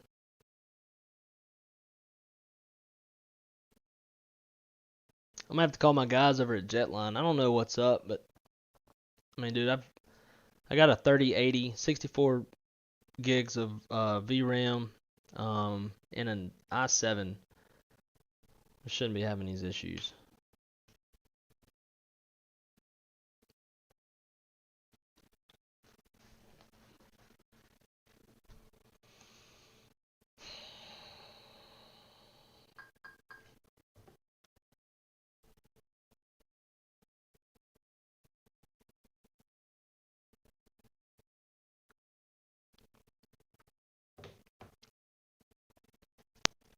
It does indeed. Absolutely beautiful. Yup. I just really want to land so that I can redeem myself after the last landing in Midway. I'm usually relatively smooth in this airplane. Let's see. How far out are we? Roughly 10 miles. We'll cut it even shorter. Let's go to Joyce, and we'll keep the descent coming. Direct. Joyce. Execute. Let's go down to 35. Can't even see it. Vertical speed.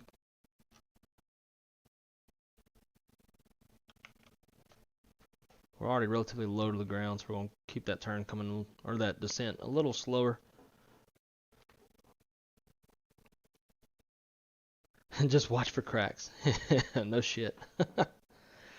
So for anybody who might be watching that wasn't with us on the first leg, we had a glitch on landing in Midway, and we basically hit a crack in the ground, or a speed bump on the runway, and flipped my airplane upside down on the runway. And now we're just having some sort of technical issues with audio too, so if you're wondering why it's so damn quiet, something's up with the sim. This is what it sounds like.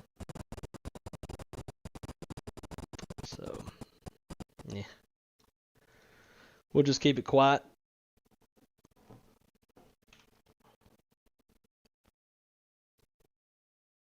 Alright, so here comes Joyce. We're going to stay at 3,500. We're already pretty low. And we'll set up for the ILS, if I can remember how to do that in this airplane.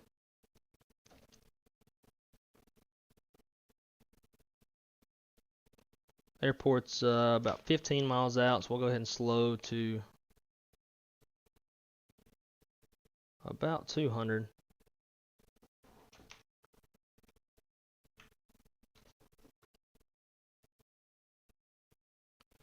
And again, guys, I'm real sorry for the audio. I wouldn't stick around if it were a dead silent stream either. Alright, so those are 200. I gotta remember how to tell this damn thing. Well, I guess it's already armed. We got Lope 2s in blue, so it should be armed.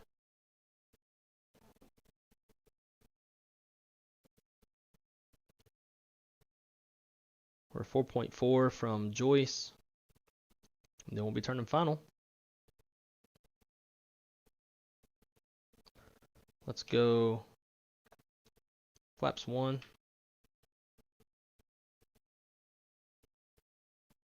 Y'all, the flight attendant's talking, and she sounds like an alien.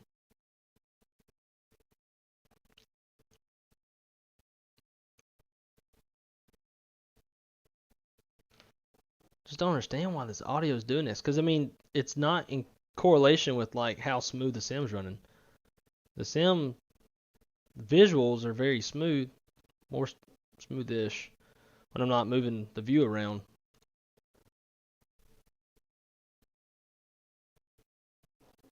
I just hit pause. Doesn't help. Alright, I'm going to go ahead and arm the approach.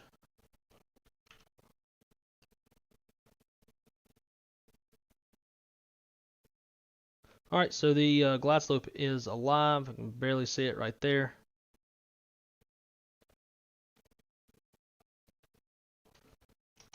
Let's come over to this.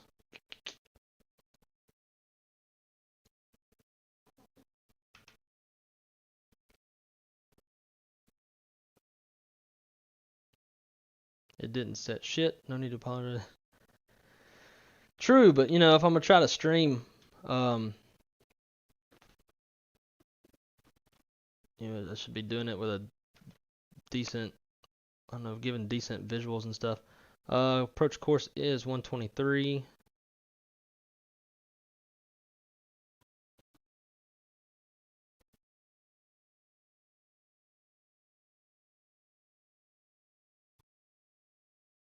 Come on, 123.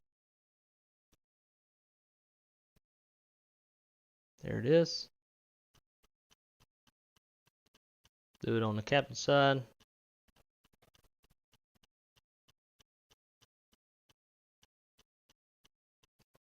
Oh my god. Ignore.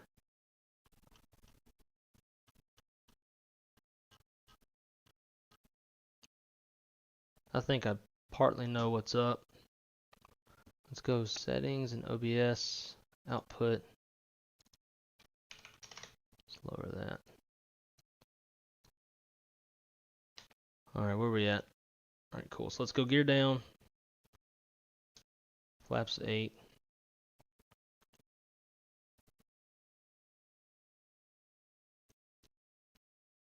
Outer marker. See, it don't make no sense. Like, everything looks relatively smooth, but the sounds are stuttery.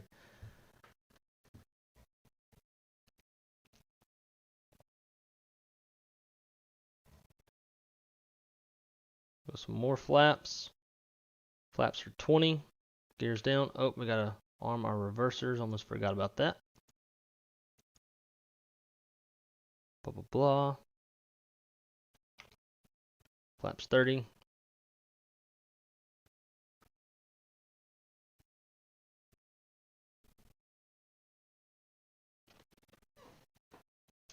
Flaps full. What's our VREF speed?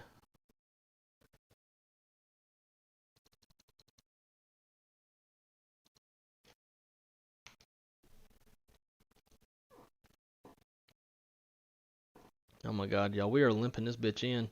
I'm using the TCA. Oof. Come on, airplane. I'm using the TCA side stick and throttle. I do have a honeycomb yoke that I would typically use for flying this. But I didn't feel like having to get it all hooked up in the short amount of time that I had.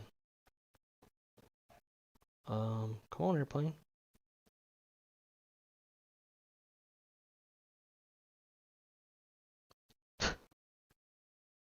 Good God Almighty.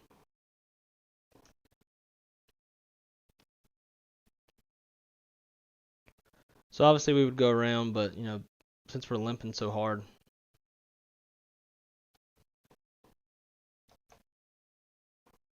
I'm not really sure I'm getting a ground proximity warning.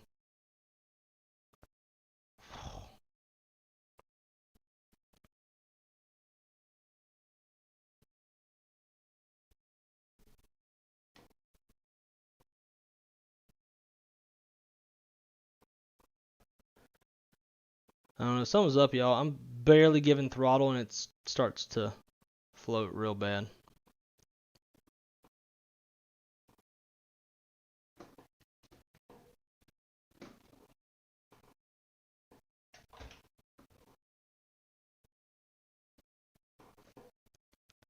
Jesus.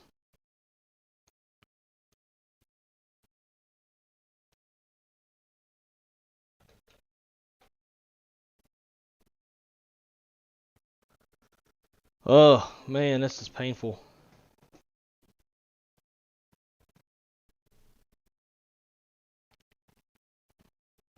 Alright, we're going to just kill this right here. Get out of here. No more of that. In fact, I'm still, even though I just killed the sim, there's still, like, sim sounds. Anyways, guys, I apologize again. Really sorry for whatever the hell all that was. I do go to work tomorrow. I'll be gone for 4 days. Then I'm back for 4. So we'll look at doing another stream later on. Please hope that you come back. Definitely will have better quality next time. I'm going to talk to my guys at Jetline and see what I can do to increase my performance. I've got a pretty beefy damn computer, so I don't really know what's up. But please like, subscribe. Come back for another one. We'll do some Airbus stuff, and we'll keep it super realistic. We'll stay away from the CRJ for a little bit.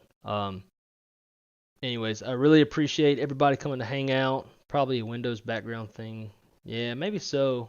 I did update my drivers the other day, and then I saw I saw a video on YouTube that a new update came out that was like super beneficial for Microsoft Flight Sim.